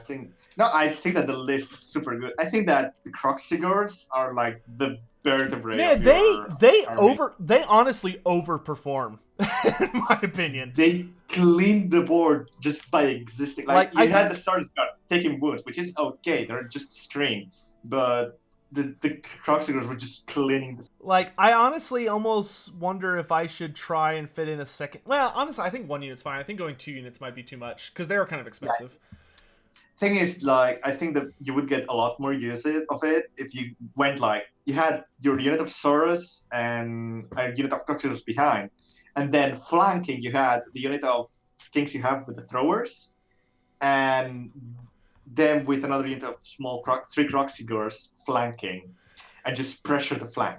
Yeah. Because, like, the Skinks will die, of course, but the important thing is, like, the Croxigors get bonuses just by existing near the Skinks. Yeah, I don't know why, but I thought for some fucking reason that I had a... I thought Saurus Guard have a 3-up save, but they don't. They have a 4-up save, which is such a fucking bummer. Yeah, I think that Saurus Guard saving like so low for the price they have is a bit weird. Yeah, you literally... I feel like it's almost forcing you to put them in the Realmscape engine so you get the cover. Yeah. It feels like they're low tier elite, but they're just battle line paid at the price of low tier elite. Yeah. I mean, I do like them, and I do like getting the super buffs, because the sucky thing is that Croxigors aren't Saurus, and I would kill to get a Croxigor system that or like some kind of a side army or sub faction that gives you Croxigors as battle line. Like like Stegodons' battle line is fucking dumb. Like, I don't know anybody that's running Stegodons as battle line. It's trash. Why anyone would run Stegodons when Bastiladons just exist? Yeah, like, you could... It's like, oh, Thunderquake, you can run Stegodons as battle... It's garbage. Like, you would never want to run... Because the problem with running Stegodons as battle line that makes it absolute fucking garbage is they count as a single model for objectives. So, like, if you run an all-stomped list, get ready to lose every single game in existence. Because you will never take objectives. They need the Stonehorn thing where they just count as 10 to be competitive at holding points. Yeah. But they don't have it. It's like, why not? Duh. Yeah, Bruno, that's true. Purple Sun would be a really, really effective spell. It's just... I mean, it's good. It's just a matter of, like, figuring out ways to fit it in the list. I think that Life Swarm is also amazing. Life Swarm I really like, not in this build, just because I tend not... When, like, stuff in this build tends to get wounded, then those D3 wounds just isn't going to cut it. I think if I was running Saurus, absolutely, because you'd be getting back, like, D3 Saurus every time. But, like, Saurus Guard and Croxigors, they have too many wounds. Yeah, that's true. In my opinion, for it to be, like, a really effective spell. Yeah, Purple Sun is a spell I thought very heavily about putting in the list. Like, personally, I feel like... I think it could have more utility if you went against, like, literally any other army that wasn't just Ogre Kingdoms in general. I mean, even against Ogres, Purple Sun is scary just because on a 6 it's a killed model. Yeah, that's true. It's not a mortal wound, it's just a dead model. Yeah, it just dies. Like, no saves, no feel, no pains, nothing. It just dies, yeah, it's amazing. But like, it's a lot. They have less sixes. Just It's a risky bet. I think that it has a lot more use against hordes than against Oh, yeah, single absolutely. models. So, but like generally, armies don't have like units of 4, or units of 2 or 1. They just have units of 5, 10. So that pays off by itself just by existing, because any model you remove is just 3 points. Yeah, I think the biggest, I don't know, like the only way I could even fit that though is I would have to. My points are at a super awkward point to try and fit into Purple Sun, because Purple Sun is 60 points, but I don't really have anything I could shave. Remove the palisade unless you plan to actually like actively try to Well, use no, it. I need to just get used to using Palisade. Like Palisade is such an amazing spell because you just point at especially I don't know if bound really makes a difference, but you literally armies. Yeah, you just point at like a flank, and you're like, okay, you can't use this flank on me anymore. Yeah. And you just hide Lord Kroak behind it because Lord Kroak doesn't need sight for any of his spells. Just put, I think that you should put Kroak on the Realm Shaper with a unit of swords if you're gonna play around that, because the but engine is I will good. say, Just let them. the only other thing is that if I guess that's good for turn 1, and then try to Balewind Vortex him, which moves him out of the garrison, but it still gives him +1 save, and then he can cast 4 spells a turn, which for him is literally the Slon Lore spell, which the Slon spells are fucking amazing. Like, the delete an item spell, so good. It's insane. There's nothing else in the game that can actually like actively remove artifacts at the capacity that Slan Lore can. Yeah. That being said, guys, we will definitely be playing somebody else probably next time here in the next few days. But the next time I play Cakelet, I think I kind of want to try a summoning build with Starborn. Which are weird. Like, to run summoning is super weird now, because you have to run oracles and Slon. Because I tried. Because they're literally the only 2 units that can generate celestial points. Yeah, it's dumb. I think that oracles are the better option, but Yeah, well, and that's like I think I would run a single Slon, and then an oracle, and the banner guy for points. I can't imagine myself running 2 oracles though. It's so expensive. Like, it really sucks that the Skink Starseer or any of the Skink regular cheap guys can't generate. Like, even if they just generated a single point. Yeah, they should have something, because there's no reason to bring them if you run Starseer. That being said, Lizard or Seraphon summoning units are very cheap. Like, it's only 30 summoning points for a Dread Saurian, for instance. No, it's 50, I think. Oh, is it? Yeah, it's 50. 30 is Engine of the Gods. Let me check Forge World real quick. Oh, yeah, you're right. Sorry, I forgot that the Dread Saurian's not on the basic page, because I was only thinking of the basic page. And I was like, the highest one there is 30. Yeah, that's right, because they don't list them on here. Yeah, I guess the goal would be... You know what? I guess you could run double Troglodon with a Slon, because at that point you're just going to be relying on summons to fill out your army. Yeah. As opposed to, like, building an army. I mean, I think you should run 1 Troglodon, not 2, and then run the rest on Slan. Oh, you think like you would have 1 Trog and like 2 Slon or 3 Slon? No. 1 Trog, 4 Slan, 1 Astrolate, and the rest is just filler battle line. Yeah, and then just spam summon. And just spam summon every turn. You don't have to like bother about points, because you're gonna have enough to summon the Skink unit. Yeah, great, like and that would probably be strong. You probably want to run them as Dracothian's Tail. That way you get like extra spell slots and stuff. Yeah. And I mean, even Lord Kroak in that build would still be really strong. I mean, keep in mind that summoning just reduces it to 1 no matter what. Yeah. So if you if you could get off a Dread Saurian summon, the Dread Saurian got so buffed. It is like one of the dumbest fucking models in the game now. It is right now. It's just below the Corn Dragon, which is also from Forge World. Yeah. Well, yeah, and that's the thing, is like whenever they do Forge World stuff. But I'll think on that, because man, I couldn't see running them as Fangs of Sotek, because the only reason you run Fangs is if you're gonna go for spam command point. You have to go like command point spam. if you're gonna do that. You have to go very command heavy. If you run Draconian's Tale, you might want it for an artifact, but otherwise I think going without an assembly might be the best. That's true, because you would have more artifact options. Yeah. Though I do like the Lord trait for Dracothians, because it gives you an additional spell slot on your Lord and lets them reroll one spell per turn. Keep in mind, I mean, the reroll is amazing, but keep in mind, you're gonna only be casting one spell either way, because you're gonna be constantly summoning. Well, you can only trade out one spell for summons, though. So, like, if you have doesn't it reduce every the spells you cast to one? No, I think it's you just trade out one. Let me double check. Check it.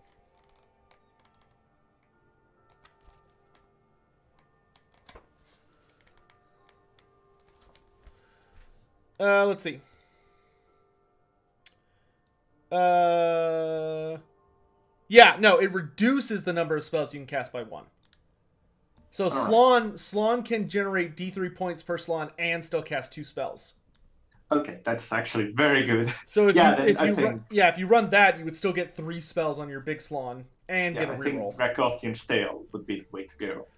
Yeah, I don't, because probably the biggest bummer for me is that they have all these cool command traits you can get for your characters, but the only way you can get them is by not running the sub-faction, which the sub-factions usually come with such absurd buffs, it's stupid not to run them. Yeah. So it's like... I have the same issue with the Ogres, where, like, if you run Ogres, why would you not run a sub-faction? It's dumb. 63 summoning points per turn, averages to... Well, yeah, you would have to get... Bruno, to get a Dreadsaurian, you would have to get well above average on those 63. But that's literally... you would roll 7 D3 a turn. Because you get a free D3 just for having a Slaawn on the table. Yeah. So, yeah, you would literally be running at a... you'd be running 7 D3 summon points a turn, and then just praying to God you roll well. Which, if you roll well, like, it'd be genuinely hard to stop that person. But keep in mind, you're still, like, having the point drain of having to summon every turn. Yeah. You have to summon, if I remember correctly. At least the unit of skinks. No, it says you can. Oh, okay, so the Spanish manual is wrong. Yeah, if you have 6 or more celestial points, you can summon 1 or more units from the list on the right. Each unit you summon, and you can, whatever. Yeah, no, Yeah. It does not say you have to. The Spanish book is wrong again. Oh, god damn it. Subtract the Just cost. translate. Yep, yeah, nothing in here about having to do it. Yeah. That being said, like, yeah, that's the other thing, Bruno, is like, I guess if you could, I don't know if you could fit it. See, if you run Lord Kroak, an Astrolith Bearer, an Oracle, and then 3 Slaawn, I mean, that's a fuckload of points. Let me see here. So that's a Star Master 1, Star Master 2, Star Master 3. Yeah, no, you can't run a Dreadsaurian with that. you'd have to drop a Slaawn if you wanted to start with a Dreadsaurian. That being said, starting with a Dreadsaurian would be kind of toxic. Let me say, starting with the Dreadsaurian is gonna be just like, people are gonna be like, why? You're right. That would probably be the optimal build, is to run like 2 Slaawn, Lord Kroak, an Astrolith, and an Oracle, and then run a Dreadsaurian and 3 units of Skinks. You know. I think that, yeah, that's it. And then just spam summon salamanders the rest of the game. Or some stupid shit. The way to go. But you would be a dick. Like, you would literally be no one would like you. Yeah. I mean, on Spain, on the southern part of Spain, there was one dude who literally just won by putting the Corn Dragon on the table. Yeah, I've never seen it played, but I have looked at its War Scroll, and that is the dumbest fucking model ever. It is genuinely just pure. Yeah, because the new Dreadsaurian is like the only thing in the game that can go up against it. Yeah. By far. Or you like run Archaon at it, or one of the characters that can auto kill, and pray to God you get your auto kill roll. You pray. Or like the Great Hand of Nagash, or the Serpent Blade of Sotek, or something. Yeah, the builds I really want to try out is I want to try out a hardcore summon build, and then I want to try out like an all skink army for Fangs of Sotek. Well, I think almost all skinks, because you have to have a Saurus for the command trait, which is stupid. But I was planning on it, and I did a prototype list, and I think it can work. It's just a lot of like juggling battalion, because you have to go with 2 times the battalion of the quick deploys, and then just use the artifacts that you can. yeah, it's I will say the Seraphon book, it's not bad, but I would say its overall synergy is pretty poor. Like it is a jumbled mess of a book, at least in my opinion. And a lot of the point stuff just isn't viable at all. Yeah, there's a lot of failure. Something I'm hoping is that if they consider rebalancing the old factions, they do it around the sub-faction system that this book has, where some battalions are locked behind some sub-factions, instead of having like, oh no, this just, you have it. Because a lot of like the factions that need sub-factions, they could use a lot those type of systems. Yeah. Like Skaven, Stormcast Eternals, whatever. But others, I think more generalist setups would be amazing. Yeah, I mean the Seraphon battalions are absolute garbage. Yeah, well, that's not true. There's one good one, but they're so expensive, and they're so specific. It sucks. Yeah, If you run all skinks, I think the skinks battalion, the pure skink battalion, is okay. But you're basically still running just a skirmisher army. The only 3 I guess that I like are I really like the Sunclaw for Starborn. The -1 rend on all Saurus weapons is fucking nuts. Like that's super good. Because like getting -1 rend on their spears or -2 rend on their clubs actually makes them pretty scary. But and then both of the Thunderquake ones are okay. You know, where it's like you get the make them fierce or angry if you're running them as Temple Host, or heal D3 wounds every turn if you're running them as Starborn. I have a big gripe with how behemoths work in Seraphon. I don't think the monsters are worth it unless it's the Bastiladon. The Bastiladon with the new rule that he's immune to rend until he's until he takes 3 wounds. If you run a heal build and just run like a shitload of Bastiladons, it's like you could literally like you could even run them with like the serpent, the Arc of Sotex, and they're actually really scary if you run them with enough Arcs of Sotex, because they do the poisons on 6s to hit. And then I think that the crystal is I think the crystal ballistic good. Yeah, it's very good. But like I could easily see running a Bastiladon list where you run like 4 of them and take 2 of each, or one Arc of Sotek to stand in the front, and then the rest are crystals just pew-pewing away. Yeah.